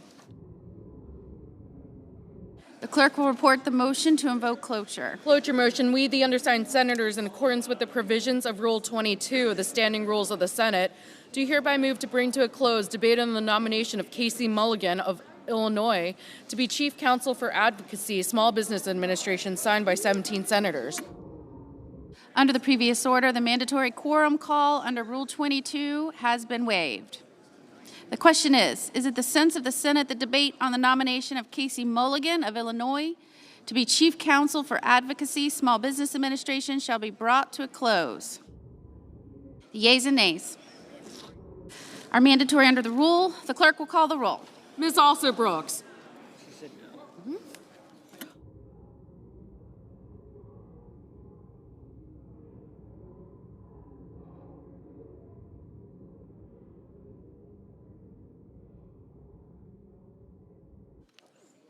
Ms. Baldwin. Mr. Banks.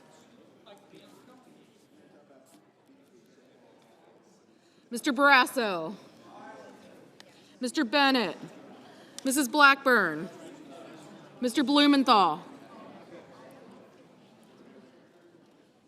Ms. Blunt Rochester. Mr. Booker. Mr. Bozeman, Mrs. Britt. Mr. Budd, Ms. Cantwell.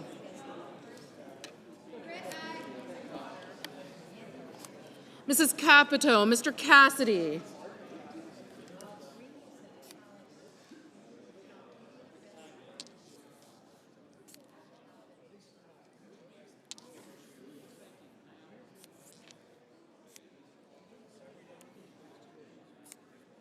Ms. Collins, Mr. Coons.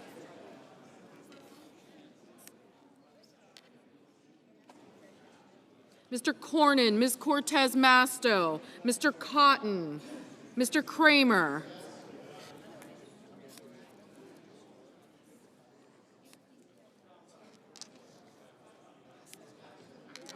Mr. Crapo. Mr. Cruz, Mr. Curtis. Mr. Daines, Ms. Duckworth, Mr. Durbin,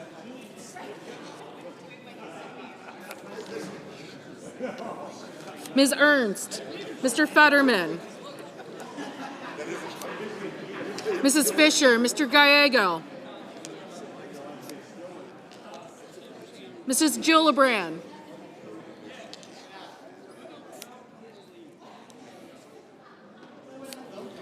Mr. Graham,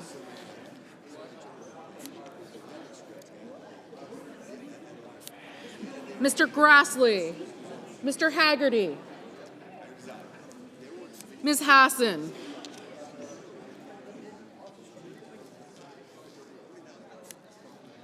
Mr. Hawley,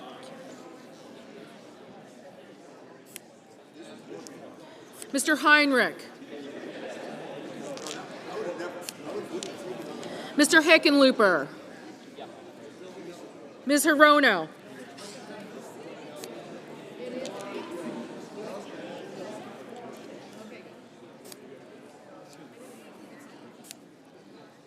Ms. Hirono, Mr. Hoven, Mr. Husted, Mrs. Hyde-Smith, Mr. Johnson, Mr. Justice, Mr. Kane,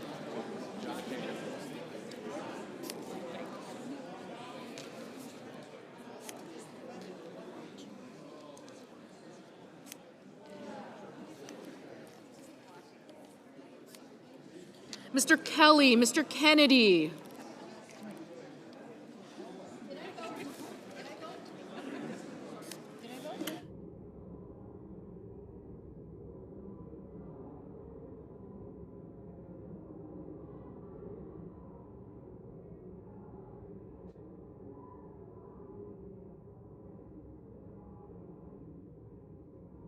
Mr. Kennedy, Mr. Kim, Mr. King,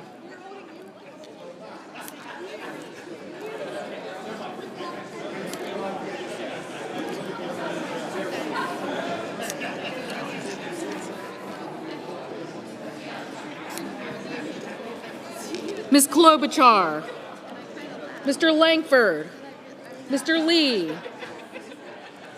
Mr. Lujan, Ms. Lummis, Mr. Markey, Mr. Marshall,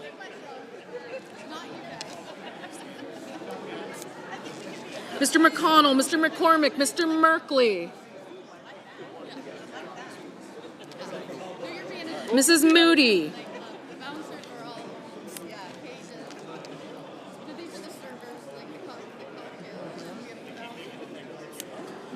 Mr. Moran, Mr. Marino, Mr. Mullen, Ms. Murkowski, Mr. Murphy, Mrs. Murray,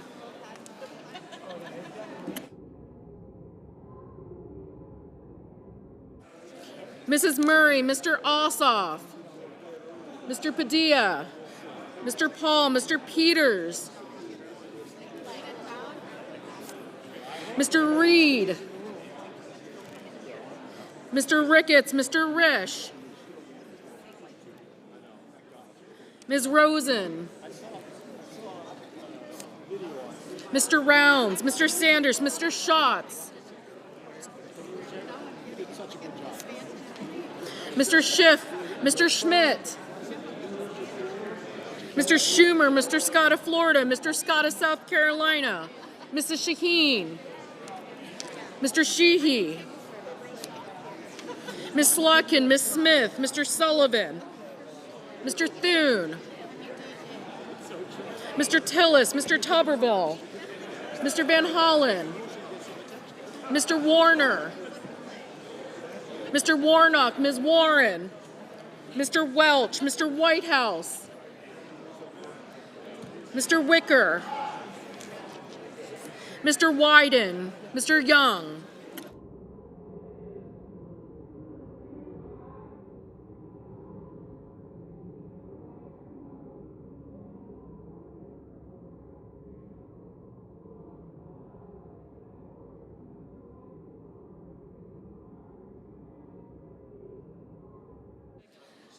Senators voting in the affirmative: Barrasso, Blackburn, Bozeman, Britt, Budd, Capito, Cassidy, Collins, Cornyn, Cotton, Kramer, Crapo, Cruz, Curtis, Daines, Ernst, Fisher, Graham, Grassley, Haggerty, Hawley, Husted, Hyde-Smith, Johnson, Kennedy, Langford, Lummis, McConnell, McCormick,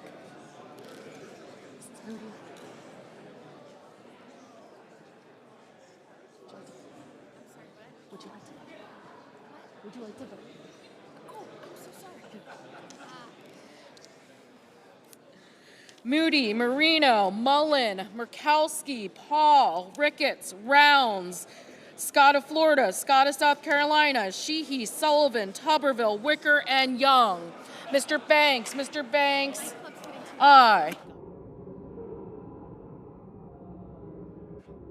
Senators voting in the negative: Alsobrooks, Baldwin, Rochester, Booker, Cantwell, Cortez Masto, Duckworth, Durbin, Fetterman, Gillibrand, Hassan, Heinrich, Hickenlooper, Kim, King, Klobuchar, Lujan, Markey, Merkley, Murphy, Padilla, Reed, Rosen, Sanders, Schiff, Slotkin, Smith, Welch, and Wyden. Mrs. Shaheen, no.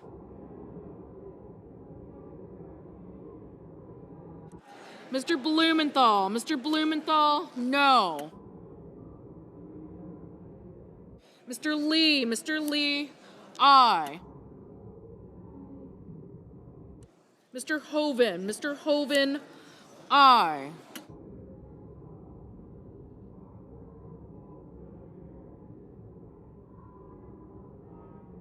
Mr. Moran, aye. Mr. Risch, aye.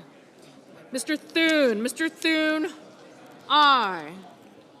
Ms. Hirono, no. Mr.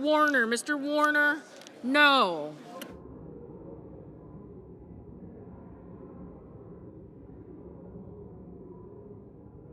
Mr. Bennett, no. Mr. Schumer, no. Mr. Schatz, no. Mr. Justice, aye.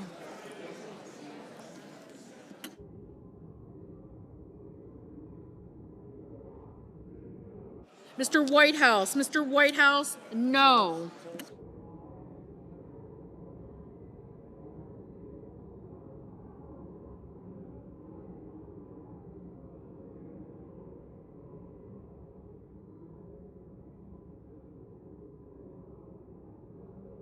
Mr.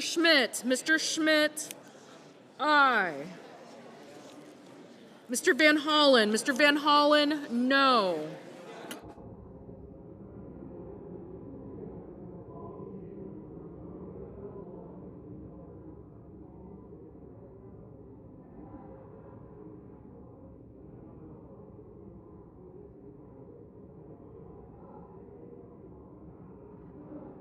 Mr. Kane, no. Mr. Marshall, aye. Mrs. Murray, no. Ms. Warren, no. Mr. Ossoff, no. Mr. Peters, no. Mr. Coons, no.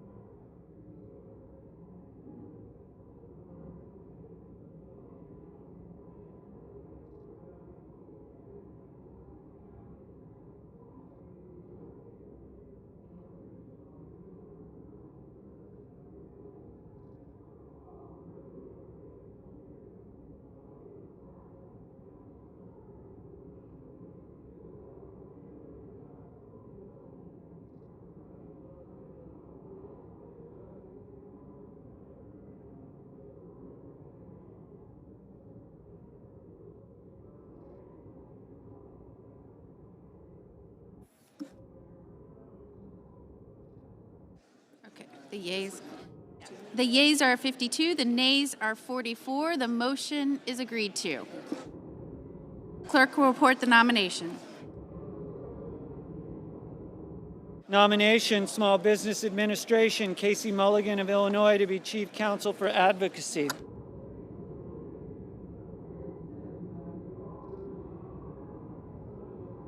The clerk will report the motion to invoke cloture. Cloture motion. We, the undersigned senators, in accordance with the provisions of Rule 22 of the Standing Rules of the Senate, do hereby move to bring to a close debate on the nomination of David Wohl of Virginia to be General Counsel of the Department of Housing and Urban Development, signed by 17 senators. Under the previous order, the mandatory quorum call under Rule 22 has been waived. The question is it the sense of the Senate that debate on the nomination of David Wohl of Virginia to be General Counsel of the Department of Housing and Urban Development shall be brought to a close? The yeas and nays are mandatory under the rule. The clerk will call the roll. Ms. Also Brooks.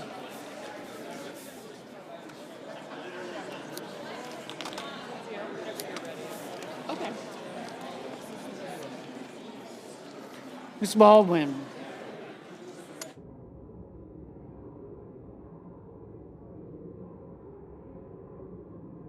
Mr. Banks.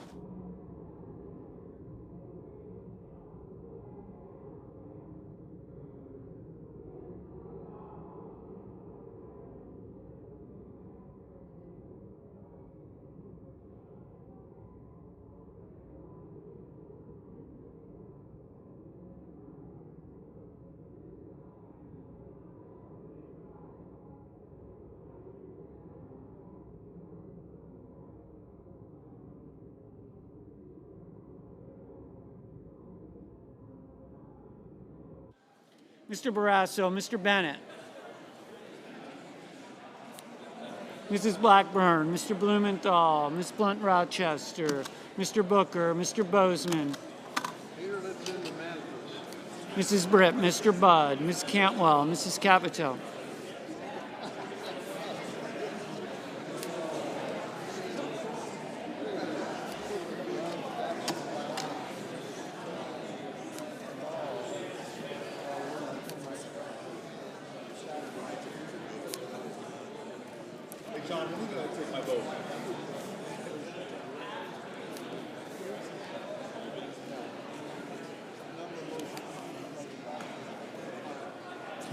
Mr. Cassidy, Ms. Collins, Mr. Coons, Mr. Cornyn, Ms. Cortez Masto.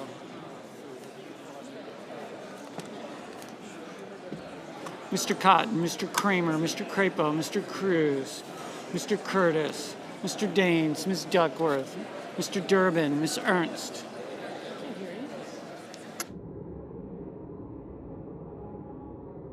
Mr. Fetterman, Mrs. Fisher, Mr. Gallego, Mrs. Gillibrand.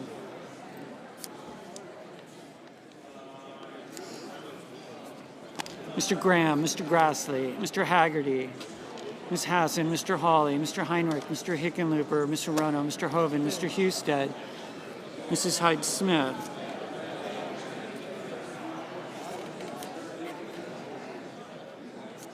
Mr. Johnson, Mr. Justice, Mr. Kane, Mr. Kelly, Mr. Kennedy, Mr. Kim, Mr. King, Ms. Klobuchar, Mr. Langford, Mr. Lee, Mr. Lujan, Ms. Lummis, Mr. Markey, Mr. Marshall, Mr. McConnell.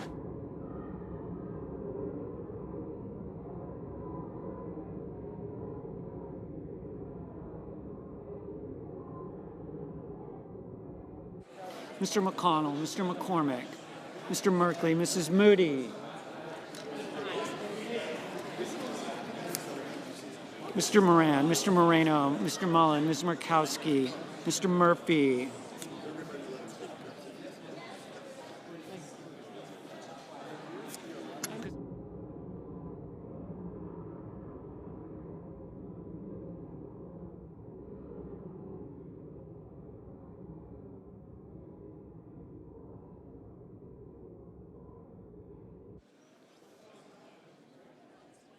Mr. Ossoff, Mr. Padilla, Mr. Paul, Mr. Peters, Mr. Reed, Mr. Ricketts, Mr. Risch, Ms. Rosen, Mr. Rounds, Mr. Sanders, Mr. Schatz.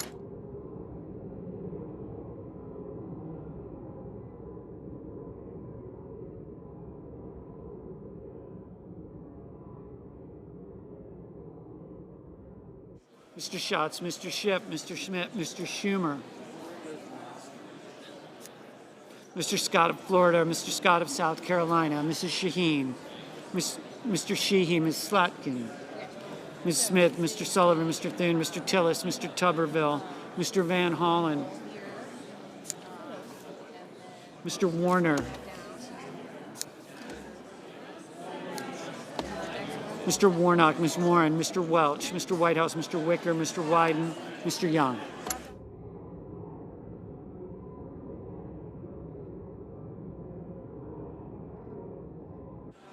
Senators voting in the affirmative: Barrasso, Blackburn, Budd, Capito, Collins, Cornyn, Kramer, Crapo, Daines, Fisher, Graham, Hawley, Kennedy, Langford, Lee, Lummis, Marshall, McCormick, Moody, Moreno, Mullen, Paul, Risch, Scott of South Carolina, Thune, Wicker. Senators voting in the negative: also Brooks, Bennett, Blunt Rochester, Booker, Cantwell, Cortez Masto, Durbin, Betterman, Hassan, Hickenlooper, Kim, King, Lujan, Peters, Rosen, Sanders, Warnock, Welch. Mr. Johnson, aye. Mrs. Murray, no. Mr. Blumenthal, no. Mr. Wyden, no. Mrs. Shaheen, no. Mr. Schmidt, aye. Ms. Duckworth, no.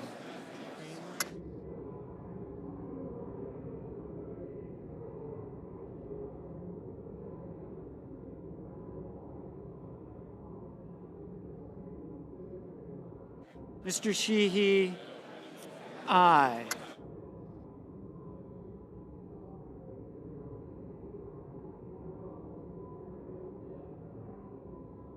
Ms. Warren, no. Ms. Murkowski, aye. Ms. Hirono, no.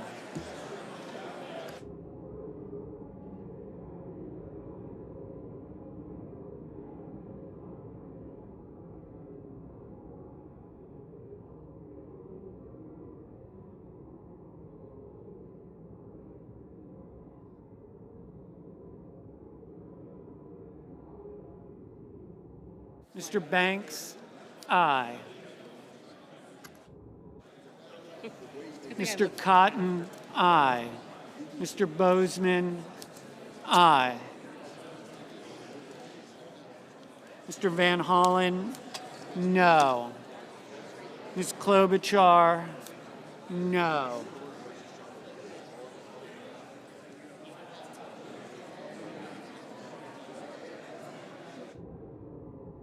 Mr. Justice, aye. Mrs. Britt, aye. Mr. Padilla, no. Mr. Tuberville, aye. Mr. Whitehouse, no. Mr. Haggerty, aye. Mr. Schiff, no. Mr. Merkley, no. Mr. Sullivan, aye.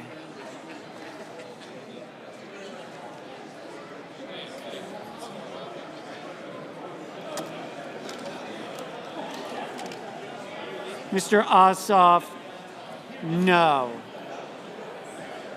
Mr. Coons, no.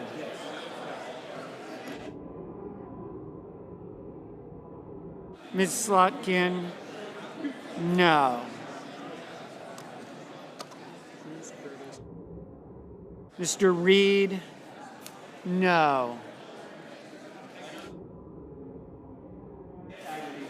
Mr. Cruz, aye.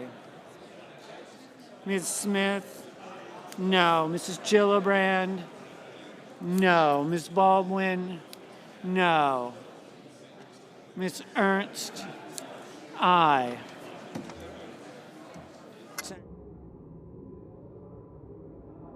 Mr. Young, aye. Mr. Cassidy, aye. Mr. Schumer, no.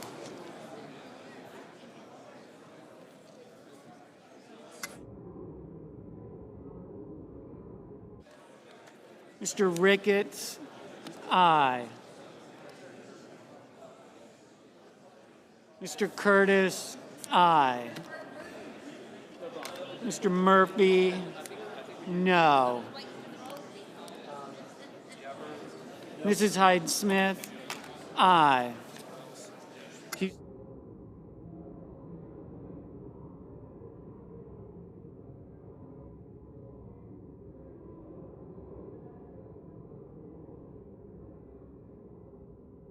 Mr. Warner, no. Mr. Husted, aye.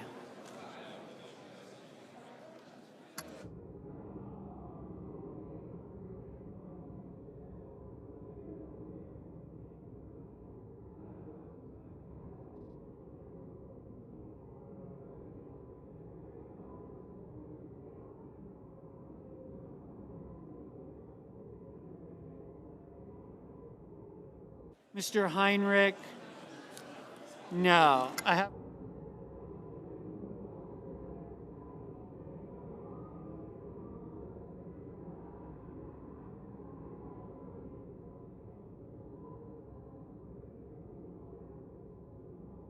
Mr. Kane, no.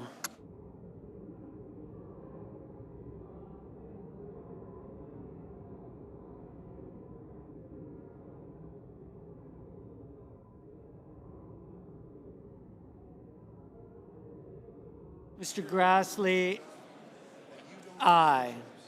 Mr. Schatz, no.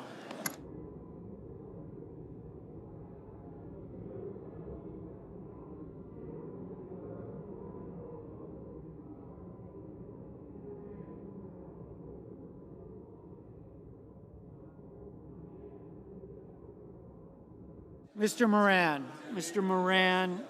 aye.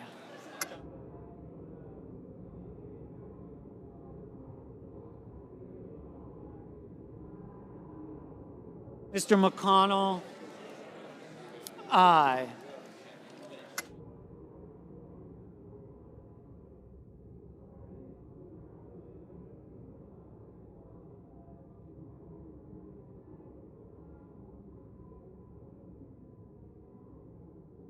Mr. Rounds, aye.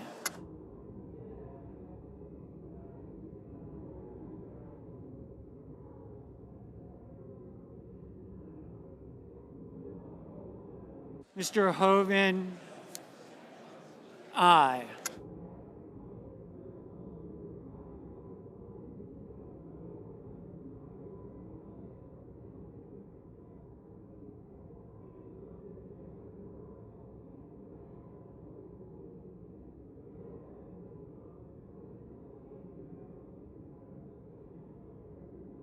Mr. Scott of Florida, aye. Mr. Markey, no.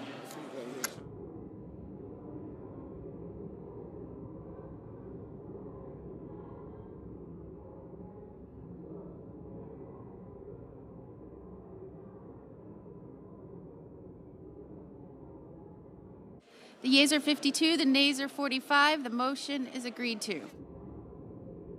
Clerk will report the nomination.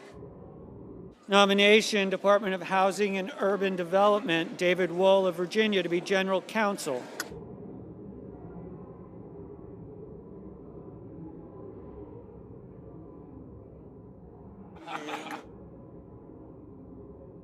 Clerk will report the motion to invoke cloture. Cloture motion. We, the undersigned senators, in accordance with the provisions of Rule 22 of the Standing Rules of the Senate, do hereby move to bring to a closed debate on the nomination of Nicholas Kent of Virginia to be Undersecretary of Education, signed by 17 senators. Under the previous order, the mandatory quorum call under Rule 22 has been waived. The question is it the sense of the Senate that debate on the nomination of Nicholas Kent of Virginia to be Undersecretary of Education shall be brought to a close? The yeas and nays are mandatory under the rule. The clerk will call the roll. Ms. Alsobrooks. Thanks. I got you. Thank you. Schmidt. Paul? Way in front of Rand Paul. Gotcha. Marina? Warren, Duckworth. Thank you. Can't wait. Ms. Baldwin. Mr. Banks. Mr. Barrasso. Mr. Bennett. Heinrich.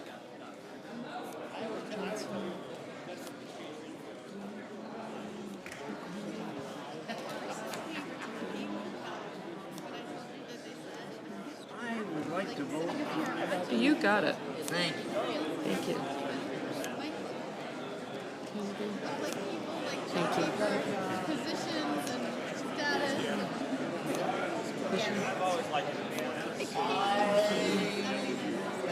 Gotcha. I gotcha. Warnock, Murray. I mean, I say that very humbly, meaning I probably could be made fun of Capito. a lot. Bennett. But now that I've Mrs. Blackburn. Thank you. Mr. Blumenthal, Ms. Blunt Rochester. Gotcha.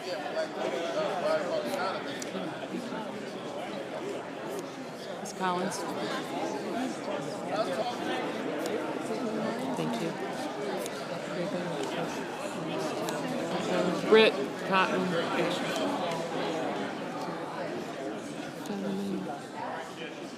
Britt, I got you. Lujan, Coons. Have a good night. Oh my God. Okay, Lujan. You got me? Yeah, I did. Thank you. Thank you. Peters. Thank you. Gotcha. Browns. You bet.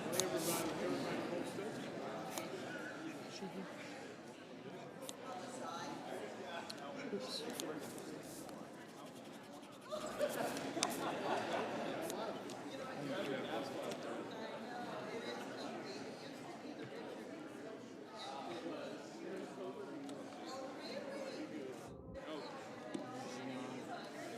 Ms. Duckworth, Mr. Durbin.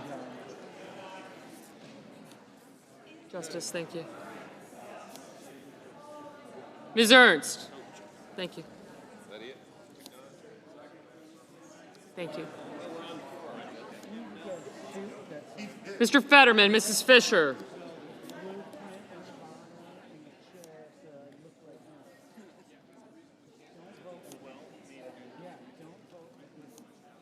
Mr. Gallego, Mrs. Gillibrand, Mr. Graham, Mr. Grassley, Mr. Haggerty. Ms. Hassan, Mr. Hawley, Mr. Heinrich, Mr. Hickenlooper. Ms. Hirono.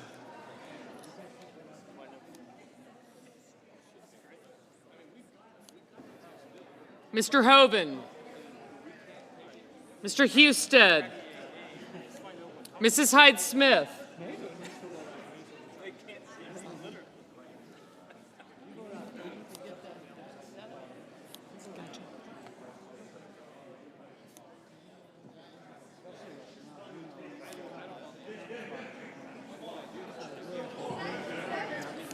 You did. Yeah, gotcha.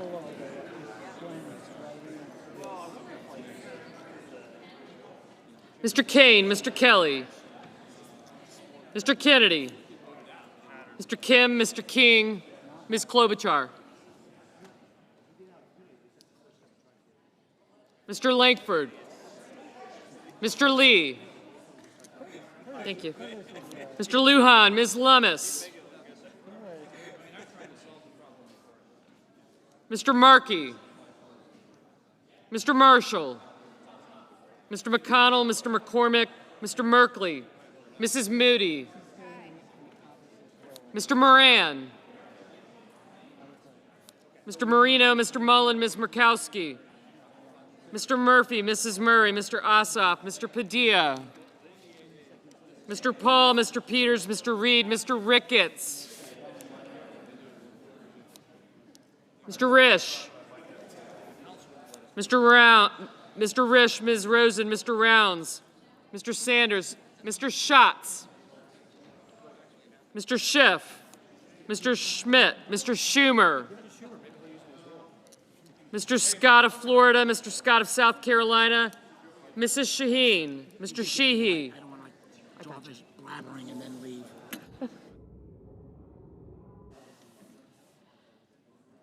Mr. Sheehy, Ms. Slotkin, Ms. Smith, Mr. Sullivan, Mr. Thune, Mr. Tillis, Mr. Tuberville, Mr. Van Hollen, Mr. Warner, Mr. Warnock, Ms. Warren, Mr. Welch, Mr. Whitehouse, Mr. Wicker, Mr. Wyden, Mr. Young.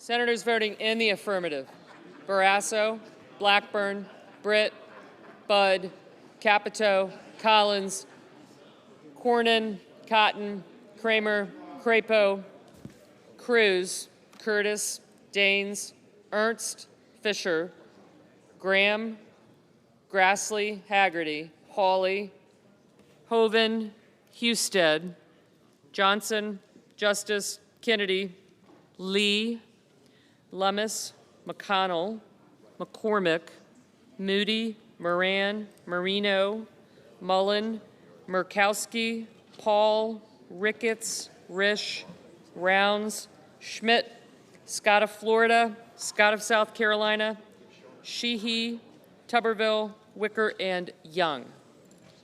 Mr. Bozeman, aye.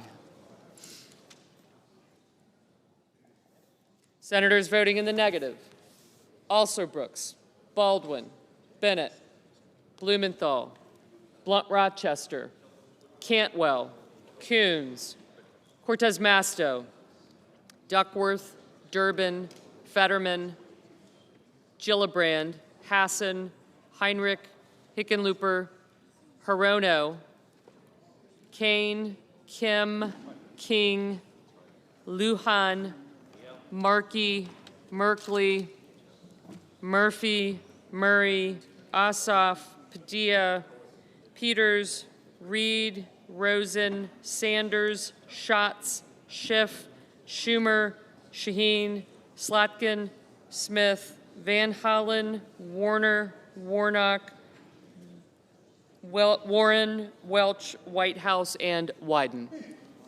I have you. Mr. Marshall, aye. Mr. Cassidy, aye. Mr. Banks, aye.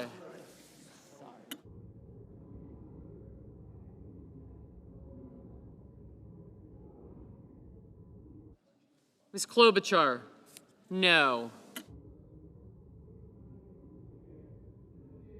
Mr. Thune, aye.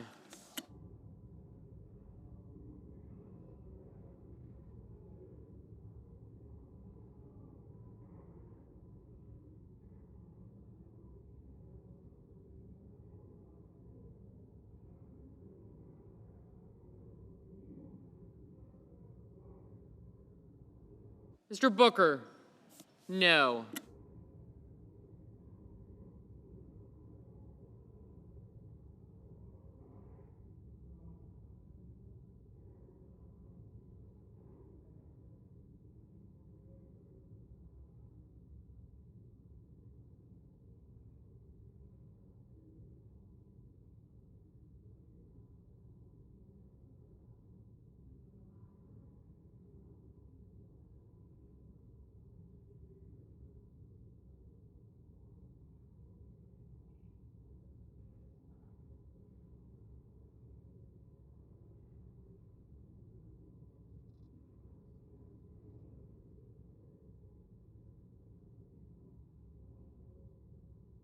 Mrs. Hyde-Smith, aye. Mr. Langford, aye.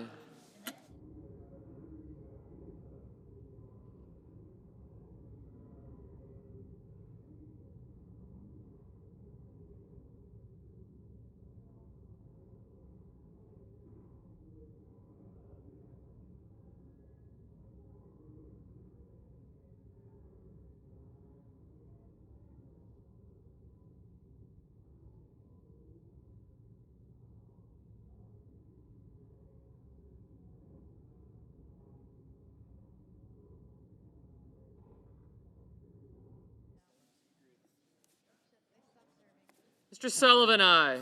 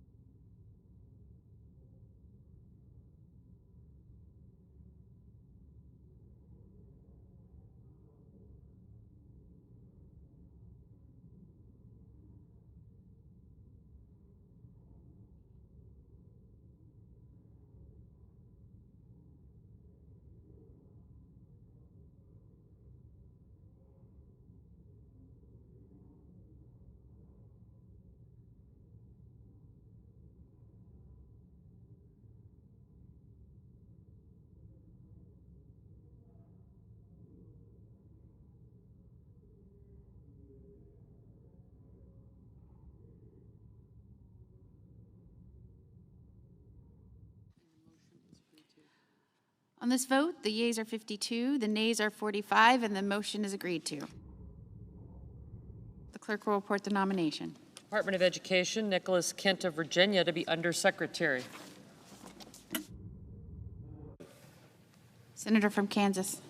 Madam President, it's a pleasure to be here on the Senate floor tonight on an occasion that many of us, if not all of us, have waited days, months, years. We've been working a long time to return the United States Senate to the position in which we actually legislate, to the position in which appropriation bills, after a top-line number, a budget number is determined, the Committee on Appropriations begins the deliberation after weeks, months of consideration, of information, of witnesses, of testimony, of reports and requests from our colleagues across the Senate.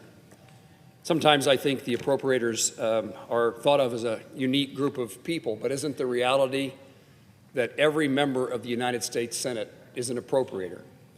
That's because when the committee finishes its work, upon our conclusion of our deliberations and our votes, then every member of the United States Senate has an opportunity to speak and to amend the legislation that we've developed. Appropriations is really an opportunity for us to make sure that the taxpayers' dollars are well spent, that we look for opportunities to reduce spending where it's inappropriate and support projects and functions of government that matter to the American people. From things that affect people in their daily lives to the broad picture of our country's national security. So, Mr. President, Madam President, I congratulate the leaders of the Senate.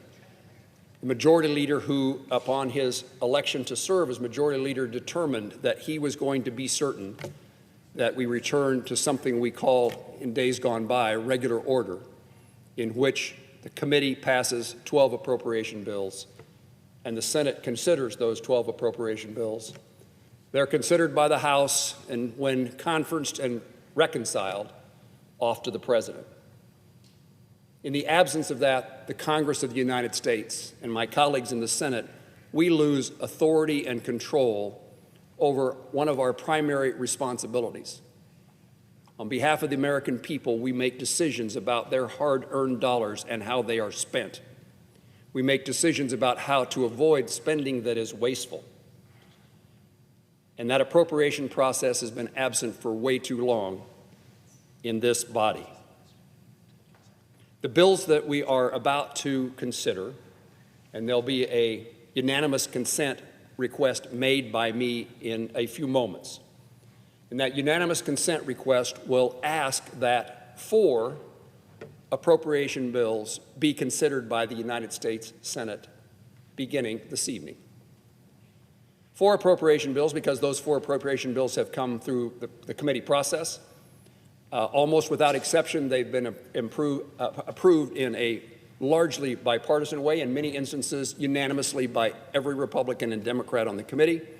And in every instance, they were passed by supported by both Republicans and Democrats. The Appropriations Committee, although we from time to time have our challenges, like every other committee in the Senate, has a reputation for working together to get a good result. And we are accomplishing that in the efforts that we are bringing to the Senate, to our colleagues tonight, to the American people, to see our work product on 4 bills. That process requires unanimous consent, that every member, all 100 of us, have an opportunity to make certain that they are ready to proceed. It's required because we are adding these bills to a House bill on the Senate floor, and to do so, we have to ask every senator, do we have your permission to do so? And that's what's going to take place here in a moment. The bills we're talking about tonight, the bill that's on the Senate floor, the House bill, the package by which we have to utilize because the Constitution requires that appropriation bills commence in the House of Representatives. So a House bill is on the Senate floor this evening, and we're going to ask unanimous consent to add 3 other bills to that House bill. Those 3 other bills are agriculture, the legislative branch, and commerce, justice, science. And I hope I'm somewhat of an expert on many of the topics included in those 4 bills, but I chair the subcommittee in the Appropriations Committee that appropriates for the Department of Commerce, the Department of Justice, and a collection of agencies involved in science. And in that effort to find a balance and support our bills, and I'll speak to the one that I am most familiar with, we've worked in a bipartisan way to create a product that is broadly supported by every member of the committee, at least has the thought that they had a good chance and opportunity to participate in the process and got a bipartisan result. For my colleagues who know me, I came here to legislate. I have had the opportunity to work in the United States Senate where legislation has been more rare than I want it to be, and I'm proud of our efforts to bring members of this body together to see that we have an end product for consideration by our colleagues and presumably passage by the United States Senate, consideration by the House, and a signature by the President. We don't legislate often enough, as I said, and the sad thing is that I've said this before to my colleagues, I don't know why anybody would want to be a member of the United States Senate if it wasn't to accomplish results, to work together to get a product that meant something for the benefit of our constituents back home, that meant something for the brighter and better future for American people and made our country more safe and secure.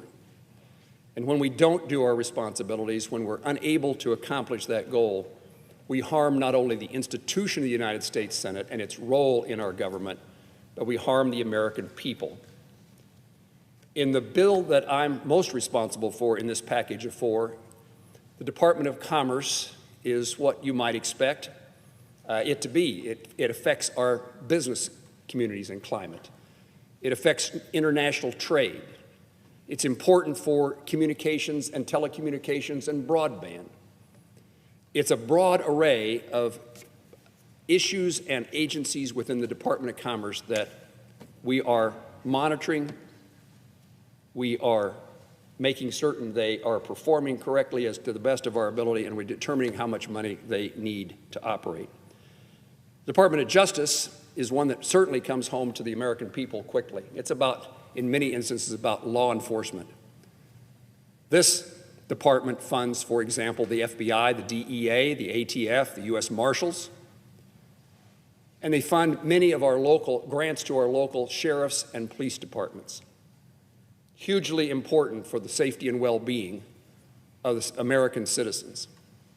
We've been at this process, and we are making certain that we have done everything we can to make certain that law enforcement are adequately resourced for the protection of the American people and themselves. And science, that's the third component of the bill I'm most familiar with. Science is, among other things, NASA, our exploration of space, the study of STEM education, the opportunity to excite young men and women, boys and girls across the country who see an astronaut in space and dream the dream of being that person in their future, and in that process have a love for STEM education, for science, mathematics, engineering, research, something so important to the future of our nation, something that protects us as an economy and, as importantly, protects us in our national defense. And we also invest in something called NSF, the National Science Foundation, again, where we produce products and research and information that enhance the quality of life, the future of our country, and our national security. A very hugely important bill to the United States Senate. And more importantly, it's important to us because it's important to America. So the goal this evening is to see that that bill, Commerce, Justice, Science, and the other bills, other two bills are added to the House bill that's before us that funds veterans and military construction. So to start this process on the appropriations process, and again, let me thank the Majority Leader, the Senator from South Dakota, my colleague, the Vice Chairman of the Senate Committee on Appropriations, the Senator from Washington, Senator Murray, and the Chairwoman of the Senate Appropriations Committee, the Senator from Maine, who have worked so diligently to get us to the point that we are tonight. Nothing has been easy, but there's been significant compromise and efforts to work together at a time in which the Senate finds too many reasons to be divided. It's enjoyable to be on a committee in which, even though we have our differences, and even though there have been things that have intruded on each of our desires to have something done in the committee, there's been problems that come from the outside that distract us from our ability to work together. This committee said we acknowledge the distractions, we acknowledge the differences, but we're going to do everything this year to make certain that the appropriations process works. So, Madam President, I ask unanimous consent that a time to be determined by the Majority Leader, in consultation with the Democratic Leader, the Senate resume consideration of calendar number 121, H.R. 3944, and the committee reported substitute amendment be withdrawn. That during that consideration, H.R. 3944, the Collins substitute amendment number 3038, be considered an Appropriation Committee amendment for purposes of Rule 16, that no other Rule 16 point of order waived by this agreement. That H.R. 3944, Milcon, as engrossed by the House of Representatives on June the 25th, 2025, H.R. 4121, Ag, as reported by the House Appropriations Committee on June 25th, 2025, and the bill making appropriations for the Department of Commerce and Justice, Science, and related agencies for the fiscal year ending September 30, 2026, and for other purposes, as reported by the House Committee on Commerce, Justice, Science, and related agencies to the House Appropriations Committee on July 15, 2025, serve as the basis for defense of germaneness under Rule 16 for any floor amendments, and that it be in order for the floor amendments to amend the substitute in more than one way. That the manager's package of amendments be considered and agreed to en banc to number 3038. That is Paul number 3070, Shaheen Grassley number 3042, Smith number 3025, Hirono number 3090, Rounds number 3081, Rounds number 3082, Bud Shaheen number 3072, Hawley number 3080, Rosen Cortez Masto number 2975, Cornyn number 3073, Hirono number 3110, Shaheen 3041, Klobuchar number 3121, Crapo Rosen number 3163, Blumenthal number 3000, and that upon adoption of the manager's package, the only amendments in order be the following amendments, if offered, to number 3038, and that at the time to be determined by the Majority Leader in consultation with the Democratic Leader, the Senate vote in relation to the following amendments: Merkley number 3114, Murphy number 2972, Van Hollen number 3115, Kennedy number 3088, Kennedy number 3089, Scott number 3113, Scott number 3108, Johnson number 3079, Van Hollen number 3126. Further, upon disposition of the amendments listed above, the Senate vote on adoption of the substitute amendment 3038 is amended with 60 affirmative votes threshold required for adoption. The bill is amended, if amended, be read a third time, and the Senate vote on passage of the bill as amended, if amended, with a 60-vote affirmative threshold to require passage. And finally, Madam President, notwithstanding passage of H.R. 3944 as amended, if amended, it be in order to consider an amendment, the text of which is identical to Senate 2257, Ledge Branch Appropriations. The Senate vote on adoption of the amendment, and if adopted, H.R. 3944 be further amended, and the motion to reconsider be considered, made, and laid upon the table with no intervening action. Madam President, what all those words mean is that we are taking 3 appropriation bills, adding them to the underlying House bill that's on the Senate floor for consideration, and that we've outlined what amendments we will adopt by a manager's package and what amendments will be made in order for consideration by the full Senate as to whether or not they should be adopted. Is there objection? Madam Chair. Senator from Maryland. Reserving the right to object. And I object to the end request, but I want to begin on a point of agreement, which is other than the final request made by the good senator for Kansas, I agree with everything he said. As he said, we have 4 appropriation bills bundled together here, proposed to be bundled together here: military construction and veterans, agriculture, ledge branch, and the Commerce, Justice, Science bill. And I have the privilege of working with Chairman Moran on what we call the CJS bill. And it makes very important targeted investments in a whole range of areas that he described. And of course, one of the areas of jurisdiction of this subcommittee is the Department of Justice and the FBI. And in my view, we absolutely have an obligation to make sure we address the needs and the mission of the men and women of the FBI, that we provide the resources to carry out that mission, and that we make sure that they're safe in conducting that mission.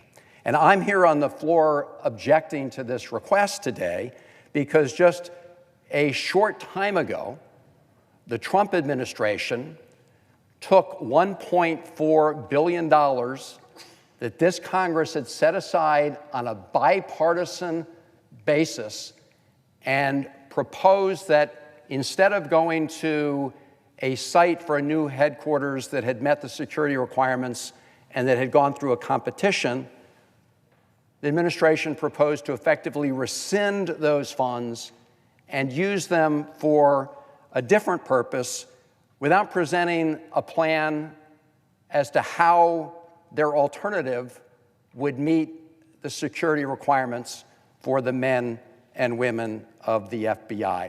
I'm not going to repeat the whole history over many, many years that this Senate has gone through with respect to ensuring that the men and women of the FBI have a new headquarters that's fit for purpose and meets the security requirements. I will only point out that the FBI, in making the determination with respect to where they had planned to go before the Trump administration's intervention, said this, and I quote, "Because of the symbolic nature of the client mission and performance of functions critical to the security of the United States, a facility security level 5 designation was selected for this campus." In all the work that this Senate has done and all the work to date at the FBI, it has been determined that wherever the FBI makes its new home and new headquarters, it has to meet the level 5 security requirements because of the special mission of those men and women, and because I think all of us want to make sure that they are protected in the greatest degree that we can make sure their security is protected. So in the Appropriations Committee, I worked on an amendment that would have said that the FBI has to move its new headquarters to the place that had already won the competition and already been selected, and one of the reasons is it had met the level 5 security requirement. I'm not asking that in the amendment that I proposed for the floor today. I asked for something very straightforward. I proposed an amendment that simply says that wherever the FBI chooses to make its new headquarters, it has to meet the level 5 security requirements that it itself has laid out as necessary to defend the safety of the men and women who do that important work. That is an amendment that we should include in this bill, and that is why I'm here right now objecting to the proposal that's being put forward, because while we put an even stronger version of that amendment at one point in our bill in the Appropriations Committee, that action was then reversed. And so now I am proposing that we just put the other alternative forward, and again, based on the consistent position taken by the FBI, taken by members of the Senate, that level 5 security requirement is important, and wherever they go, they should be able to do a study. They should be able to conduct a study before they move people into a new headquarters, before they put people at risk, to show that that new place, wherever it may be, is fit for purpose and meets those security requirements. That is a simple request that I would have thought all of us could stand behind, making sure that the new headquarters of the men and women FBI meets the security requirements that we and they have set out.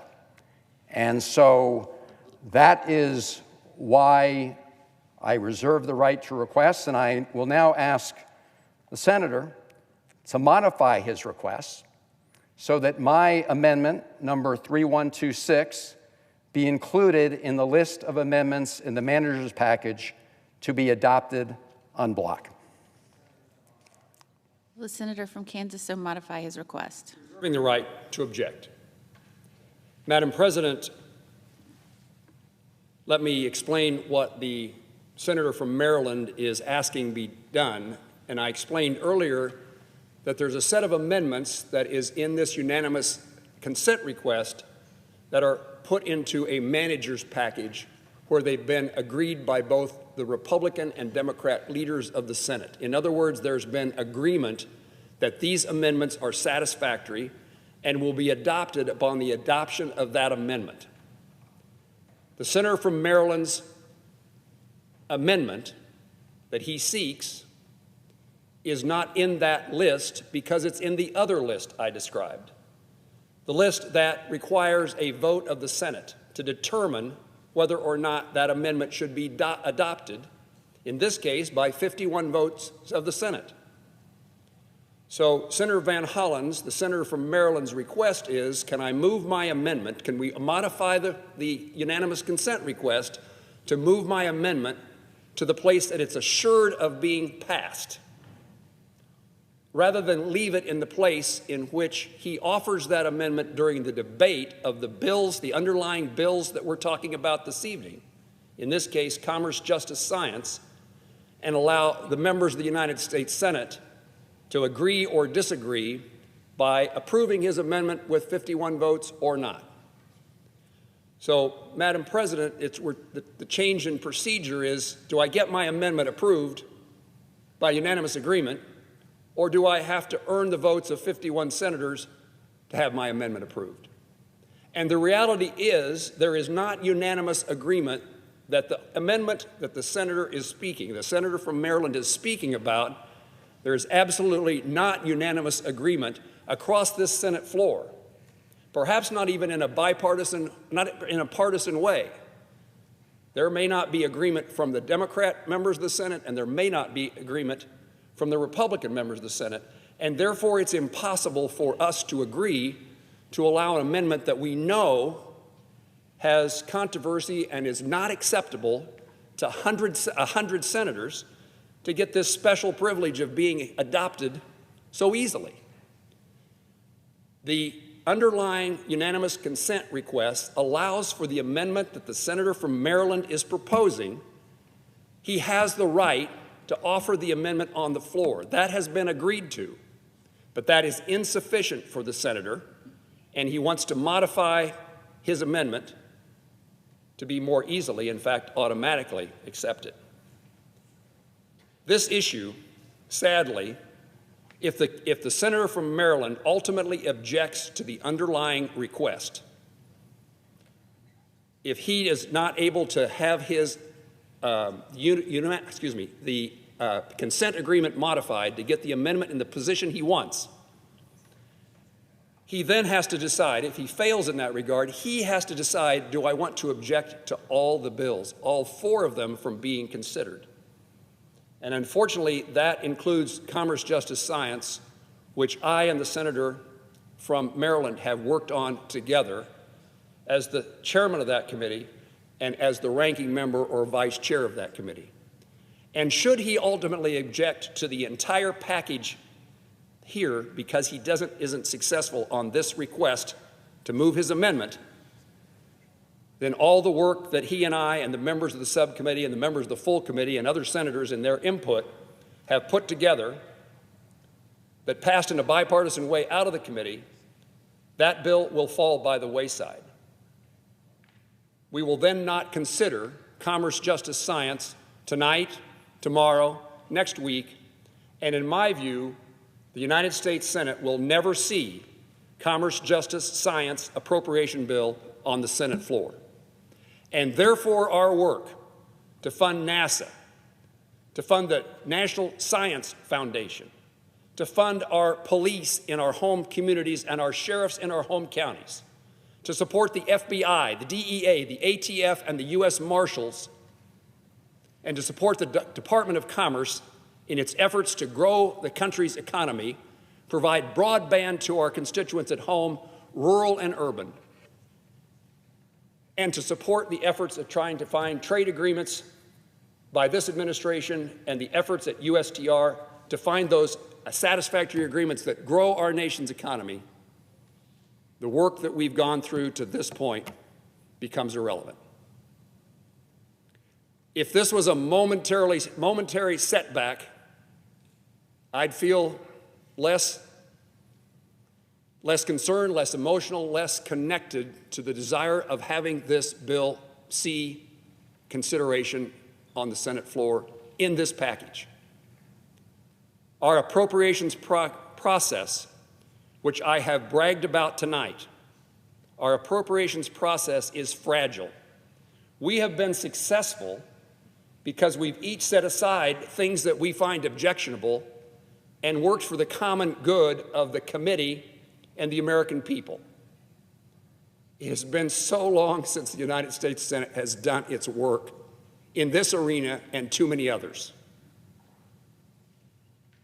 All of us, Madam President, all of us in this Senate, we have other things we'd like to do, but we devote our time and effort to public service, presumably to the public good of our constituents at home and the well-being of Americans across the country.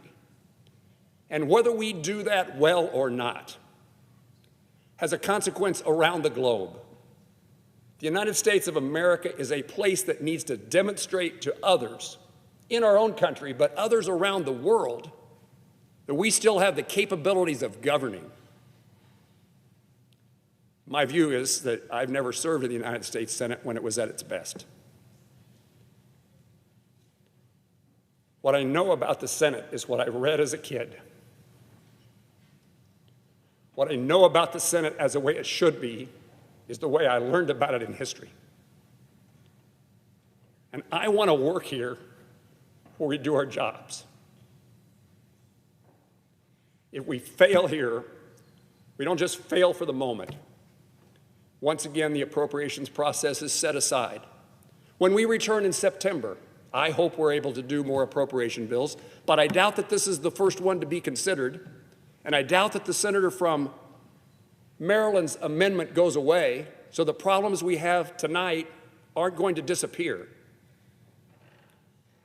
We won't see this, and then we'll immediately turn to the consideration of a continuing resolution that funds the federal government at the same rate, at the same place, the same amount of money as we did this last year. Incidentally, we did. It's not incidental. We had the same problem last year. We didn't get our appropriation bills. Not one of the 12 appropriation bills were considered on this Senate floor, and we did. I shouldn't say we had to do.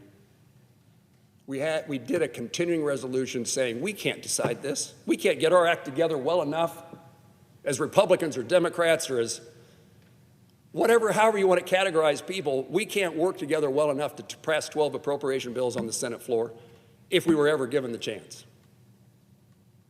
This is an indictment of all of us, and I take it very personally as a member of the Appropriations Committee with responsibilities to do our work. And none of us, to go back to the point I attempted to make earlier and got sidetracked, none of us want to be here if we're not making a difference. We have families. We have home places that we love to be. And we devote our time and effort to something that is a worthy cause, but the worthiness of that cause, if it's just to be here because you have your name on a door, You have perhaps an important sounding title, senator.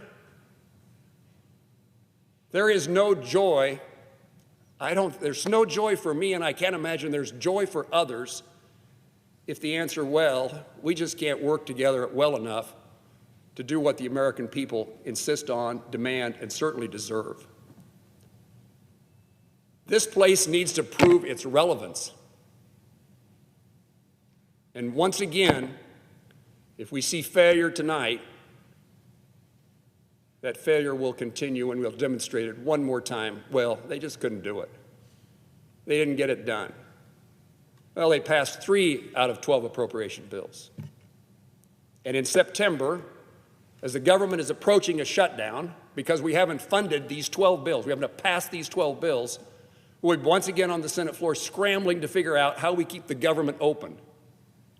What message does that send to our constituents that we can't even figure out how to have a budget or a top-line number and appropriate money? Every county commission, every school board, every city council has a budget, and they figure out how to spend money in a year. Why are we less than that? Why is it so difficult for us? I want to work in a Senate that works together. I don't expect us to agree, but there's common good that can be found in so many instances. And we are so close. The Senator from Maryland's amendment is about where the FBI headquarters should be located and the process by which that decision should be determined. I appreciate the senator's interest, but this is not even in the jurisdiction of the subcommittee I chair. This is before us tonight because one of the senators from Maryland's successors put money into the Commerce, Justice, Science bill for the purposes of building an FBI headquarters, perhaps in her home state of Maryland. We have dealt with this issue. Let me say it this way. This issue has appeared before us before. The jurisdiction is in a different subcommittee of appropriations. And the jurisdiction in the administration rests with the General Services Administration, the GSA, not funded by Commerce, Justice, Science, or any of the other bills we're considering. The senator did offer an amendment in committee, and it ultimately failed. And one of the things I know about the Senate is it takes a majority at a minimum to pass a piece of legislation, and the senator from Maryland does not have a majority, in my view, who will vote for his amendment. He can work to make that happen.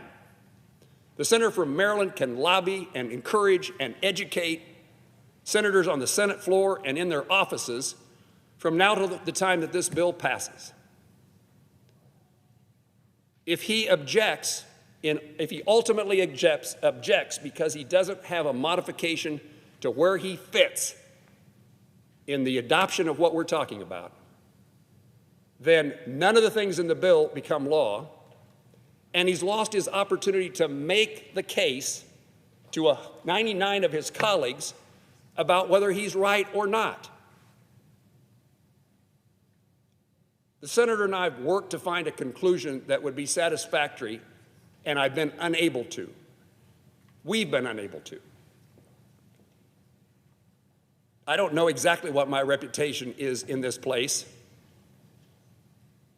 but I do think that people think I work hard and work hard together. And that's been the case in this circumstance. But as I've assured the senator from Maryland, I know no path forward with his amendment that allows this bill to pass the United States Senate. So when he decides whether or not he's going to object to the underlying question,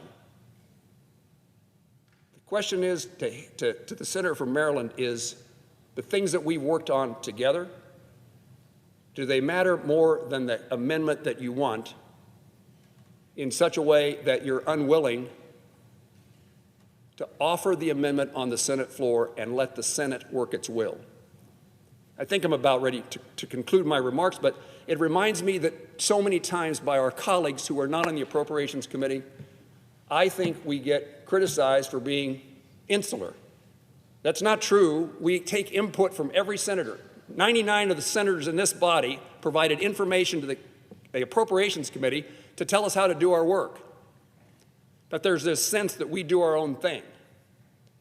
I've always said the reason we have the Senate is to bring the bills to the floor so everybody, those who are not on the Appropriations Committee, have the chance to have their input.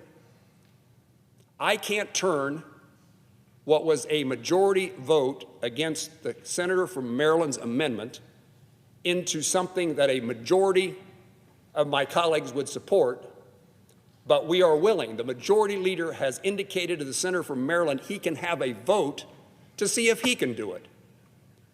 While I've tried and failed to find 51 votes for the senator's amendment, I'm quite certain he's more skilled than I am. I'm quite certain that he is passionate enough about this issue. Let him find the folks who would support his amendment, and he can do so. It's been given to him that opportunity, and all he has to do is find 50 senators to join him to say it. I don't think it's easy, but I think that effort on his part is a better outcome. Whatever the outcome of that amendment is, it's a better outcome than this legislation, Commerce, Justice, Science, the Agriculture Department, the legislative branch, and Military and Veterans Affairs. It's more important for us to demonstrate that we actually can legislate and appropriate. And here we are, starting on our first effort in 2025, and we're already hung up on something that is not really our business. I started to say earlier, this issue has been around a long time. It's always been resolved by somebody way above me as a chairman. Sometimes it's gone higher than certainly I don't mean certainly higher, there's not much higher than the chairman and the vice chairman of the committee. But even they have struggled in the past to find a resolution to this issue about where the FBI headquarters should be. And it's gone to the other leaders, the 2 House leaders and the 2 Senate leaders, to see if they can find a conclusion. I can't solve the problem even if I wanted to. Shouldn't say it that way. I can't solve the problem as I want to solve a problem for the senator from Maryland. Perhaps somebody else can in this process, but don't let the work product that the senator from Maryland and I, members of the committee, and this Senate have worked so hard to find common ground. And we were successful and get complimented for the work we did in accomplishing this goal. Mr. President, I will not modify my request. Objection to the modification is heard. Is there an objection to the original request? Is there an objection to the original request? Mr. President. Senator from Maryland. Reserving the right to object. And I just do want to take a few moments to respond to the senator from Kansas. First of all, I do think it is the business of the subcommittee that oversees the Department of Justice and the FBI to ensure that the men and the women of the FBI have a headquarters, wherever it is, that meets the security standards that they have set out for themselves for their own protection. I also agree with the senator for Kansas that we should and do work together on a bipartisan basis on the Appropriations Committee. And we should do that as a separate branch of government than the executive branch. The only reason we are here is because the President of the United States decided to seize funds that had been set aside by this committee on a bipartisan basis and others and use them for another purpose. This is a moment actually where if the Senate was adhering to its traditions of bipartisanship, it would stand up together against the President of the United States. But that's not what we're witnessing on so many of these appropriation bills. What happened in this case was the President of the United States interfered with the process. I did offer an amendment in the Senate Appropriations Committee. It was actually adopted on a majority basis. It was an amendment not only to ensure that the FBI would go to a level 5 security facility, it was an amendment that said it should go to the one that was selected after a long process. After that was adopted on a bipartisan basis, our Republican colleagues on the committee said that all the work that we've done on the bill, all the work the Senator Kansas is talking about, when it comes to NSF, when it comes to NASA, when it comes to NOAA, we're not going to let all of that good work go forward if that amendment to ensure the security of the FBI facility at the selected site was attached. I've never seen anything like it in Congress, and even before I got here, I too was a student of Congress and loved the process. What happened was, after that amendment got on in the Appropriations Committee on a bipartisan basis, our Republican colleagues said, we don't want that so badly that we're now going to undo that entire process. That's not bipartisanship. And we know why that happened, too. It didn't happen because members of the Senate Appropriations Committee, Republicans and Democrats, didn't think that was the right thing to do to preserve what we had set out before and make sure that the men and women have a level 5 security headquarters. We did it because the President of the United States was going to throw a fit if that provision stayed on. That's why people reversed the position. So I say to my friend from Kansas, we should do our work on a bipartisan basis.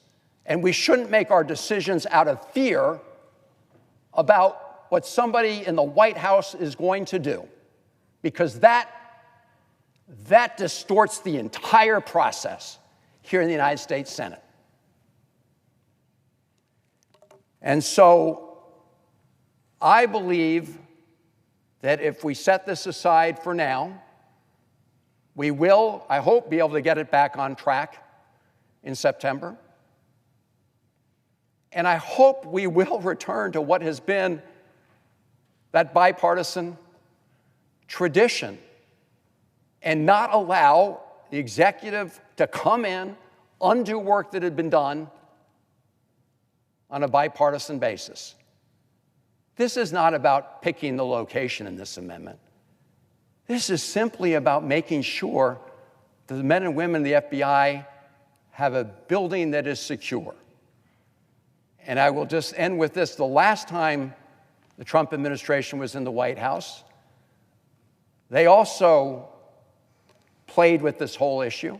They said they wanted to construct a new headquarters on the site of the current FBI building, the Hoover building. And then they submitted to Congress a 25-page prospectus that they said would meet the security requirements of the men and women of the FBI. Guess what? The Inspector General of the Department of Justice and the Inspector General of GSA said that the work they'd shown did not meet those security requirements. Did not meet those security requirements. We should make sure wherever they go, Maryland, Virginia, Washington, wherever they go, that congressional directive, that FBI directive, for the purposes that I set out at the beginning because of the kind of the work the FBI do, we need to honor that. That's what this amendment does. That's what it did when it was first adopted by the Senate Appropriations Committee on a bipartisan basis, before everybody ran the other way because we were going to make the White House mad. So, Mr. President, I object. Objection is heard. Mr. President. Senator from Maine. Mr. President, it is so disheartening that the senator from Maryland is not taking to heart the eloquent words of the senator from Kansas. Mr. President, let me make a point very clear. The senator from Maryland is not being denied the opportunity to offer an amendment on this issue. Indeed, the unanimous consent request, which the senator from Kansas put forth, specifically recognizes, makes room for, allows the senator from Maryland to offer his amendment. What we cannot do is guarantee that he will be successful in his amendment. That's the way the legislative process works. But he is not in any way being denied the opportunity to offer his amendment, to debate his amendment, to make the case for his amendment, and yet he is opposing this unanimous consent agreement. That is so disappointing, Mr. President, because I know that the senator from Kansas and the senator from Maryland have worked together to craft an excellent bill and an important bill. The Commerce, Justice, Science Bill supports programs that enjoy overwhelming bipartisan support and are critically important to communities in every single one of our states, including the state of Maryland. The state of Maryland, for example, has the Goddard Space Flight Center. It is funded functionally at $200 million above the fiscal year 25 enacted level. There are many other provisions in this bill that directly benefit the state of Maryland, represented by the senator. There are programs in this bill that need our support. It includes the National Weather Service that warns Americans of life-threatening weather events. It includes everything from tornadoes in the Midwest, hurricanes in the Gulf and in the Atlantic seaboard, ice and snowstorms, blizzards in New England and in the Northeast in general, flooding events such as the tragic flooding that we saw in Texas just recently. And just last night, the risk of catastrophic tsunamis in the Pacific. The American people are counting on us to ensure that the Weather Service is able to execute its safety of life mission, as well as to deliver a reliable forecast each morning. The legislation funds public safety programs that are so important to our police departments, our sheriffs, law enforcement in general, the FBI. It funds programs that help combat substance abuse and drug trafficking. It also supports pro-growth programs that are so strongly supported by so many members of this chamber. These include the overwhelmingly popular Economic Development Assistance Programs at EDA, the Manufacturing Extension Partnership Program. So many senators wrote to us about the importance of that program. Trade promotion for our smaller businesses provided by the International Trade Administration. There's a program run by the Commerce Department that is particularly important to my state of Maine and to some 30 other states, and that's the Sea Grant program, which helps our fishing and lobstering industries, our seafood and fishing processors, and our coastal communities.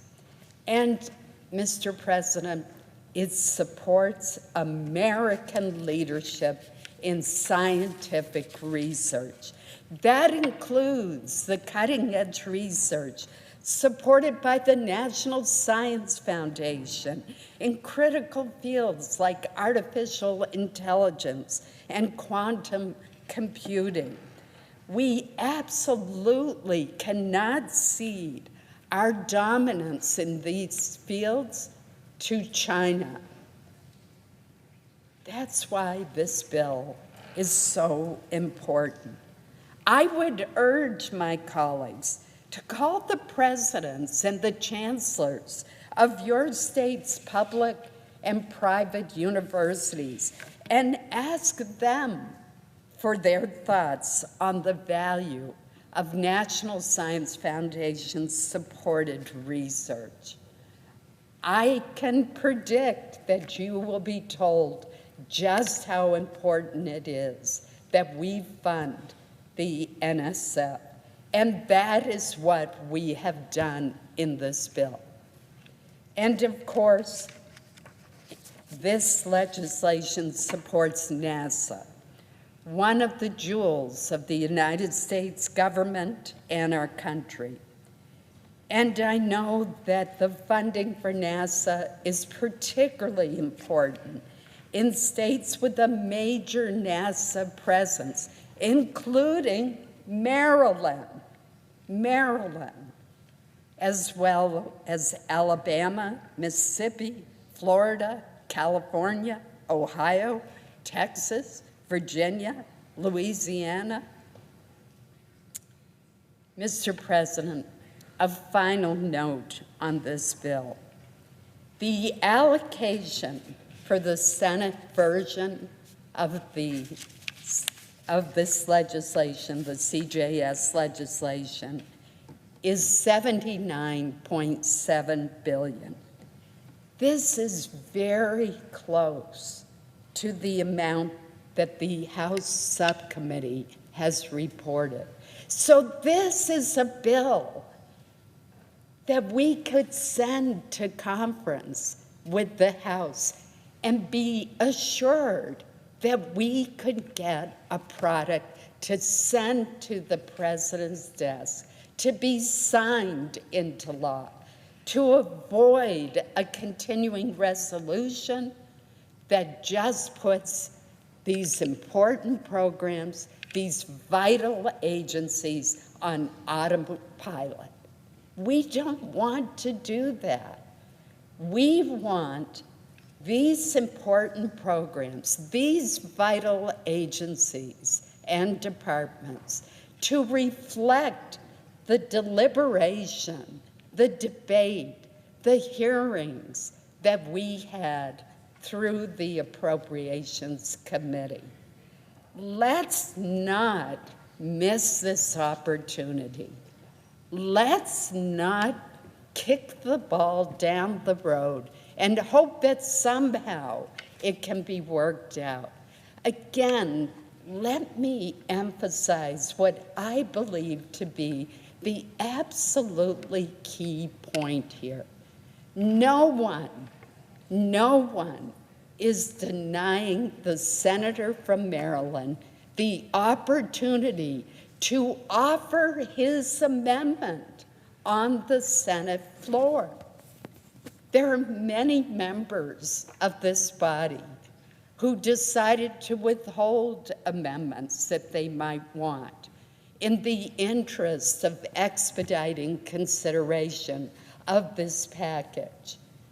But in the case of the senator from Maryland, we knew that he had this amendment that he cares about, and we have accommodated his ability to offer his amendment as part of the unanimous consent request. So therefore, Mr. President, I would implore the senator from Maryland to withdraw his objection and allow us to proceed with this package of 4 appropriations bills, bills that came out of committee with overwhelming bipartisan support, bills that were carefully drafted, bills that reflect the input from so many members of this body. And I would urge him to let us get on with the business of the Senate. Thank you, Mr. President. Mr. Senator from President, Maryland.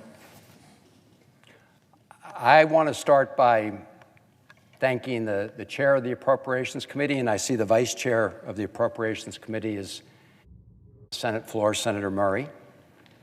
And I want to thank them for the work that we did together.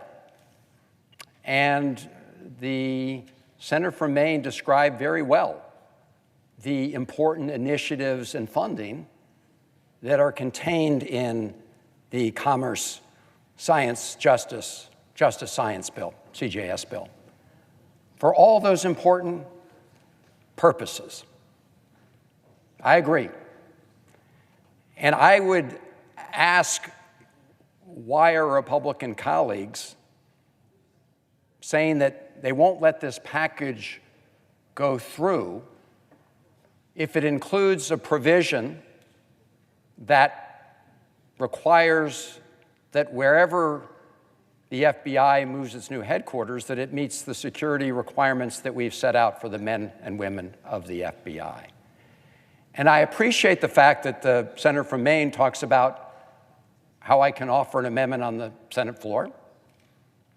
I offered an amendment in committee to essentially accomplish this purpose. In fact, it went even further. It not only said you had to meet the level 5 security requirement, but you had to do it by selecting the place that had already been established to meet that purpose.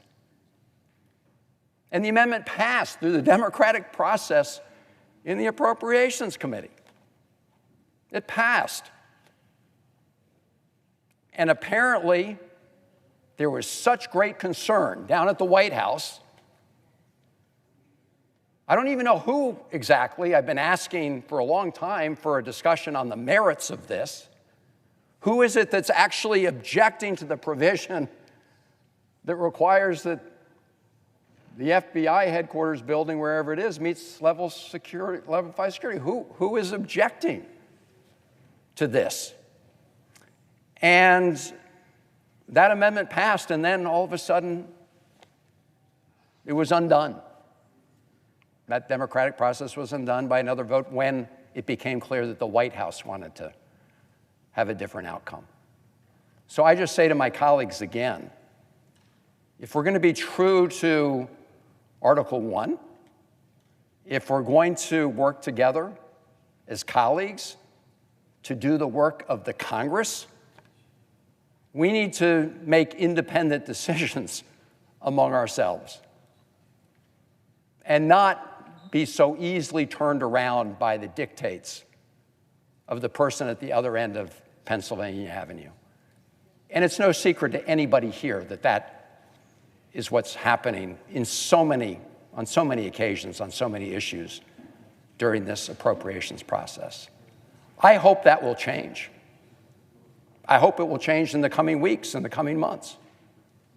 I hope the Senate can get back to operating as an independent branch of government, along with the House. Because if that doesn't happen, we're going to continue to be able to see the executive branch interfere in the independent decisions of members of this body and reverse decisions that were made in a democratic process. I yield the floor. Mr. President. Majority Leader. Mr. President, it's been a good discussion, and I want to reiterate something that was said by the senator from Kansas who chairs the relevant subcommittee and the chairman of the full committee, Senator Collins. when I say that the senator from Maryland was offered an amendment to vote here on the floor of the United States Senate. That is the Article I branch of the government working. You had a markup at the committee.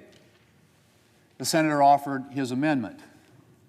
And yes, there was a lot of swirl when that amendment was offered, but at the end of the day, the committee voted, and the committee defeated it. That's Article I working. Now, the senator from Maryland wants to see Article I work and have Congress be restored to its constitutional responsibility, the power of the purse. The way to do it is to let us get on these bills and debate them and vote on amendments. That's what we're talking about here. That's what we didn't do last year.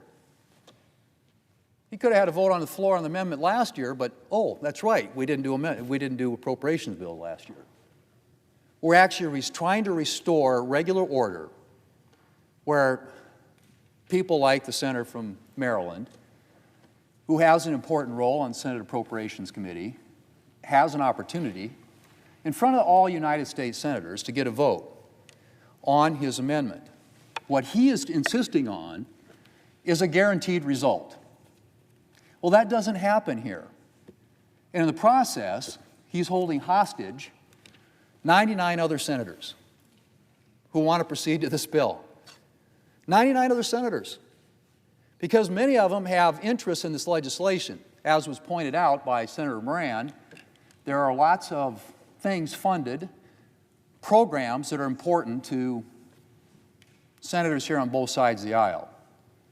And so we are trying to do something here this year, Mr. President, that wasn't done at all last year, despite the fact that the Appropriations Committee reported 11 of the 12 bills out of the committee last year. Not a single one was brought to the floor for consideration. We are trying to do not one, not two, not three, but 4 appropriations bills with an amendment process that enables senators from all parts of the country to have an opportunity to shape the bill, or in their view, perhaps improve the bill to their liking. And the senator from Maryland has decided that he's going to stand in the way of that because he can't get a guaranteed result, something that nobody around here is guaranteed. That's why we have votes. And that's what I would love to get back to, is actually voting, actually putting bills on the floor, having an amendment process, and letting the Senate work its will. Doesn't look like we're going to be able to do that, at least not on that bill. And the unfortunate outcome, as has been pointed out multiple times now, is it probably ends up in some continuing resolution where all the work that was done by the senator from Kansas, the senator from Maryland, the senator from Maine, the senator from Washington, and others could very well go by the wayside. And we end up funding the government at some CR level without all the input that all the members of the committee have had up to this point. And I find that really unfortunate. But that's where we are. And so just so everybody understands what happens next, if this consent agreement fails, we'll have to strip out the Commerce, Justice, Science Appropriations Bill, which carries a lot of things that people have worked for some time on, and then we'll see where it goes from there. But I can't predict the fate of that bill from this point forward. And at least what the senator from Maryland gets, if we get on this package of bills, is a vote on his amendment by the United States Senate. He had a vote in committee. We've had process. We got more regular order ahead of us. He is going to hold 99 senators hostage to try and get a guaranteed result on his amendment. It's not the way this place works. And I hope that we can get back to where it works like it's supposed to, where bills come to the floor, we have an open amendment process, and we don't have individual senators blocking the opportunity for every other senator in this country to be heard from.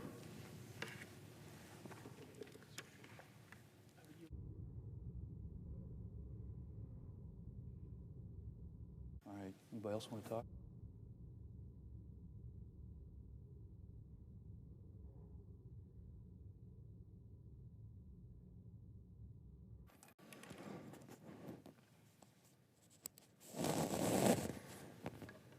Mr. President, Senator from Maryland. I'll be very brief because we've covered a lot of territory here.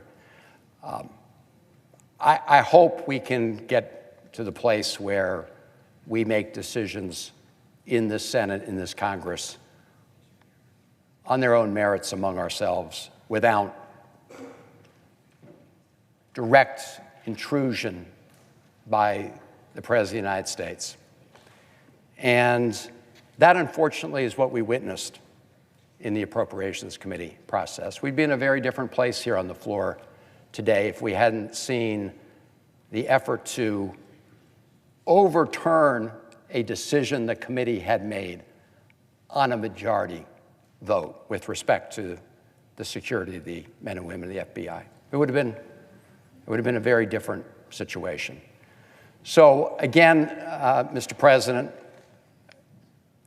let's dedicate ourselves to making sure that as we move forward, we do so as senators, Republican and Democratic senators, and not essentially take direction from the President of the United States, who is trying very hard to interfere with this process. And I yield the floor.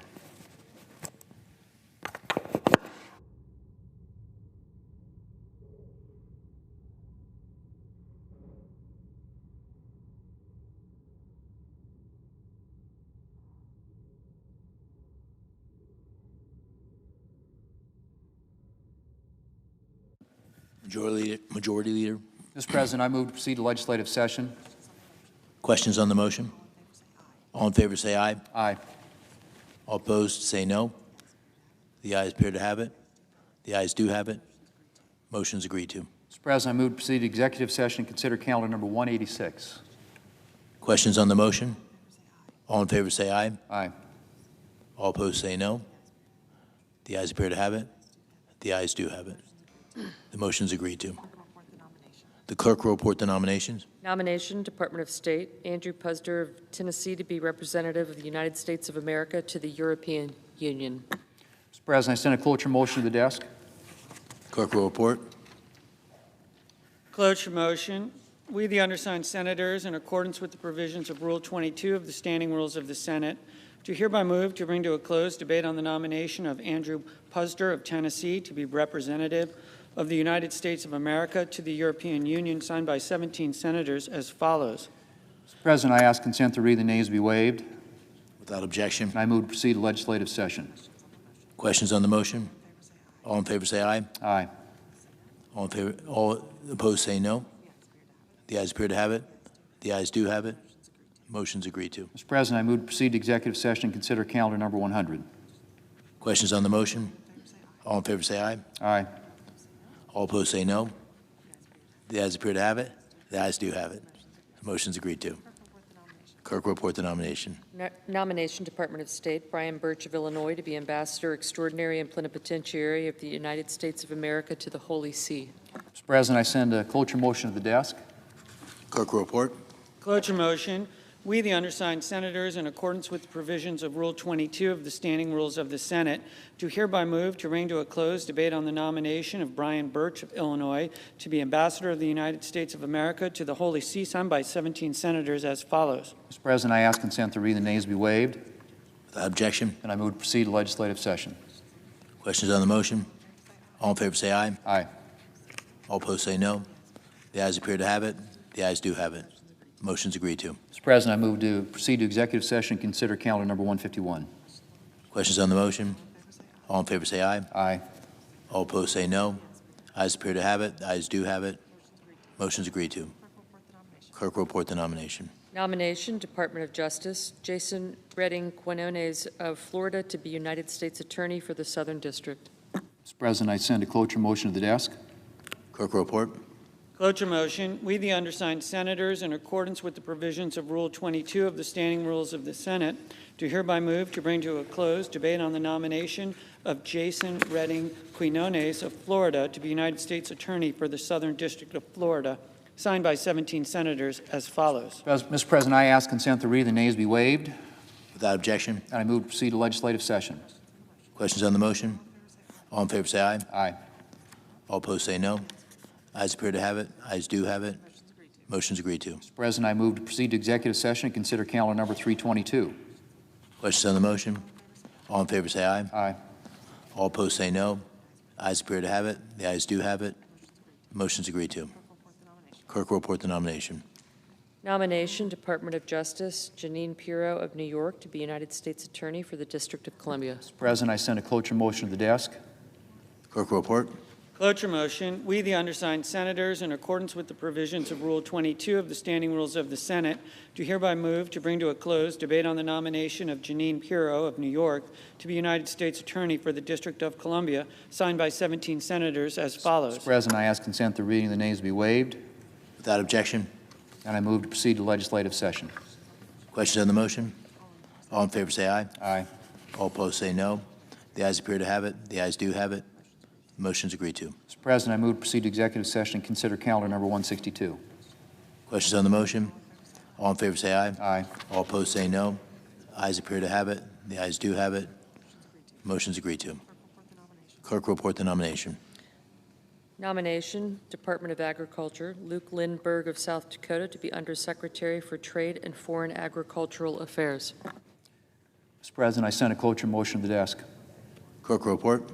Cloture motion, we, the undersigned senators, in accordance with the provisions of Rule 22 of the Standing Rules of the Senate, do hereby move to bring to a close debate on the nomination of Luke Lindbergh of South Dakota to be Undersecretary of Agriculture for Trade and Foreign Agricultural Affairs, signed by 17 senators as follows. Mr. President, I ask consent to reading the nays be waived, Without objection. and I move to proceed to legislative session. Questions on the motion? All in favor say aye. Aye. All opposed say no. The ayes appear to have it. The ayes do have it. Motion's agreed to. Mr. President, I move to proceed to executive session to consider calendar number 52. Questions on the motion? All in favor say aye. Aye. All opposed say no. The ayes appear to have it. The ayes do have it. Motion's agreed to. Clerk will report the nomination. Nomination, Environmental Protection Agency, Catherine Hansen of South Carolina to be Chief Financial Officer. Mr. President, I send a cloture motion to the desk. Clerk will report. Cloture motion, we, the undersigned senators, in accordance with the provisions of Rule 22 of the Standing Rules of the Senate, do hereby move to bring to a close debate on the nomination of Catherine Hansen of South Carolina to be Chief Financial Officer, Environmental Protection Agency, signed by 17 senators as follows. Mr. President, I ask consent to read the nays be waived, Without objection. and I move to proceed to legislative session. Question on the motion? All in favor say aye. Aye. All opposed say no. Ayes appear to have it. The ayes do have it. Motion's agreed to. Mr. President, I move to proceed to executive session and consider calendar number 301. Question on the motion? All in favor say aye. Aye. All opposed say no. Ayes appear to have it. The ayes do have it. Motion's agreed to. Clerk will report the nomination. Nomination, Department of State, John Arrigo of Florida to be Ambassador Extraordinary and Plenipotentiary of the United States of America to the Portuguese Republic. Mr. President, I send a cloture motion to the desk. Clerk will report. Cloture motion, we, the undersigned senators, in accordance with the provisions of Rule 22 of the Standing Rules of the Senate, do hereby move to bring to a close debate on the nomination of John Arrigo of Florida to be Ambassador of the United States of America to the Portuguese Republic, signed by 17 senators as follows. Mr. President, I ask consent to reading the nays be waived. Without objection. I move to proceed to legislative session. Questions on the motion? All in favor say aye. Aye. All opposed say no. The ayes appear to have it. The ayes do have it. Motion's agreed to. Mr. President, I move to proceed to executive session and consider calendar number 266. Question on the motion? All in favor say aye. Aye. All opposed say no. Ayes appear to have it. The ayes do have it. Motion's agreed to. Clerk will report the nomination. Nomination, Executive Office of the President, Sean Cairncross of Minnesota to be National Cyber Director. Mr. President, I send a cloture motion to the desk. Clerk will report. Cloture motion, we, the undersigned senators, in accordance with the provisions of Rule 22 of the Standing Rules of the Senate, do hereby move to bring to a close debate on the nomination of Sean Cairncross of Minnesota to be National Cyber Director, signed by 17 senators as follows. Mr. President, I ask consent that the reading of the names be waived, Without objection. and I move to proceed to legislative session. Question on the motion? All in favor say aye. Aye. All opposed say no. Ayes appear to have it. Ayes do have it. Motion is agreed to. Mr. President, I move to proceed to executive session and consider calendar number 179. Question on the motion? All in favor say aye. All opposed say no. Ayes appear to have it. Ayes do have it. Motion is agreed to. Clerk, report the nomination. Nomination, Department of Defense, Adam Tell of Mississippi to be an Assistant Secretary of the Army. Mr. President, I send a cloture motion to the desk. Clerk, report. Cloture motion, we, the undersigned senators, in accordance with the provisions of Rule 22 of the Standing Rules of the Senate, do hereby move to bring to a close debate on the nomination of Adam Tell of Mississippi to be an Assistant Secretary of the Army, signed by 17 senators as follows. Mr. President, I ask consent the reading of the names be waived, and I move to proceed to legislative session. Question on the motion? All in favor say aye. Aye. All opposed say no. Ayes appear to have it. Ayes do have it. Motion is agreed to. Mr. President, I move to proceed to executive session and consider calendar number 63. Question on the motion? All in favor say aye. Aye. All opposed say no. Ayes appear to have it. Ayes do have it. Motion is agreed to. Clerk, report the nomination. Nomination, Department of Transportation, Marcus Molinaro of New York to be Federal Transit Administrator. Mr. President, I send a cloture motion to the desk. Clerk, report. Cloture motion, we, the undersigned senators, in accordance with the provisions of Rule 22 of the Standing Rules of the Senate, do hereby move to bring to a close debate on the nomination of Marcus Molinaro of New York to be Federal Transit Administrator, signed by 17 senators as follows. Mr. President, I ask consent the reading of the names be waived. Without objection.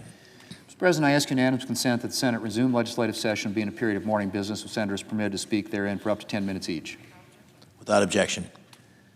Mr. President, I ask unanimous consent that the Senate proceed to executive session and consider the following nominations in block, calendar number 325 through 340, and all nominations on the Secretary's desk with the exception of PN 89, that the nominations be confirmed in block, the motion to be reconsidered being considered, made, and laid upon the table with no intervening action or debate.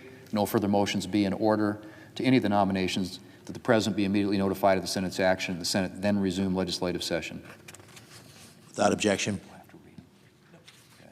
Mr. President, I ask unanimous consent that the appointments at the desk appear separately in the record as if made by the Chair. Without objection.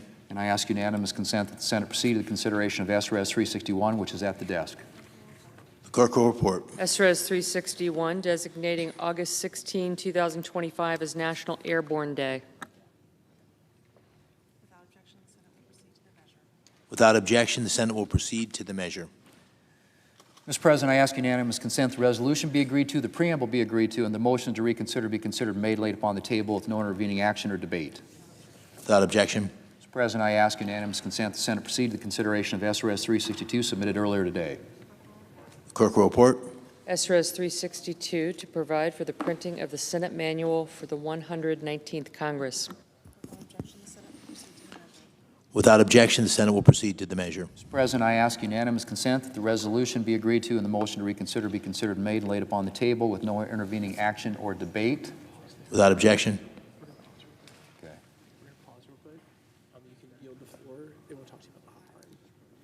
Okay.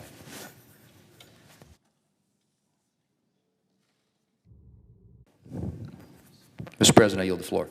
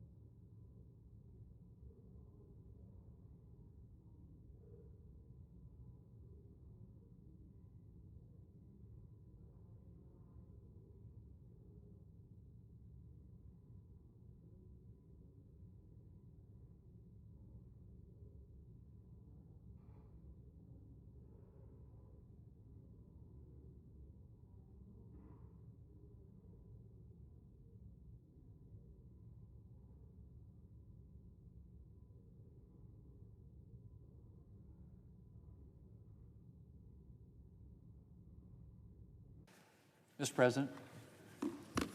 Majority Leader.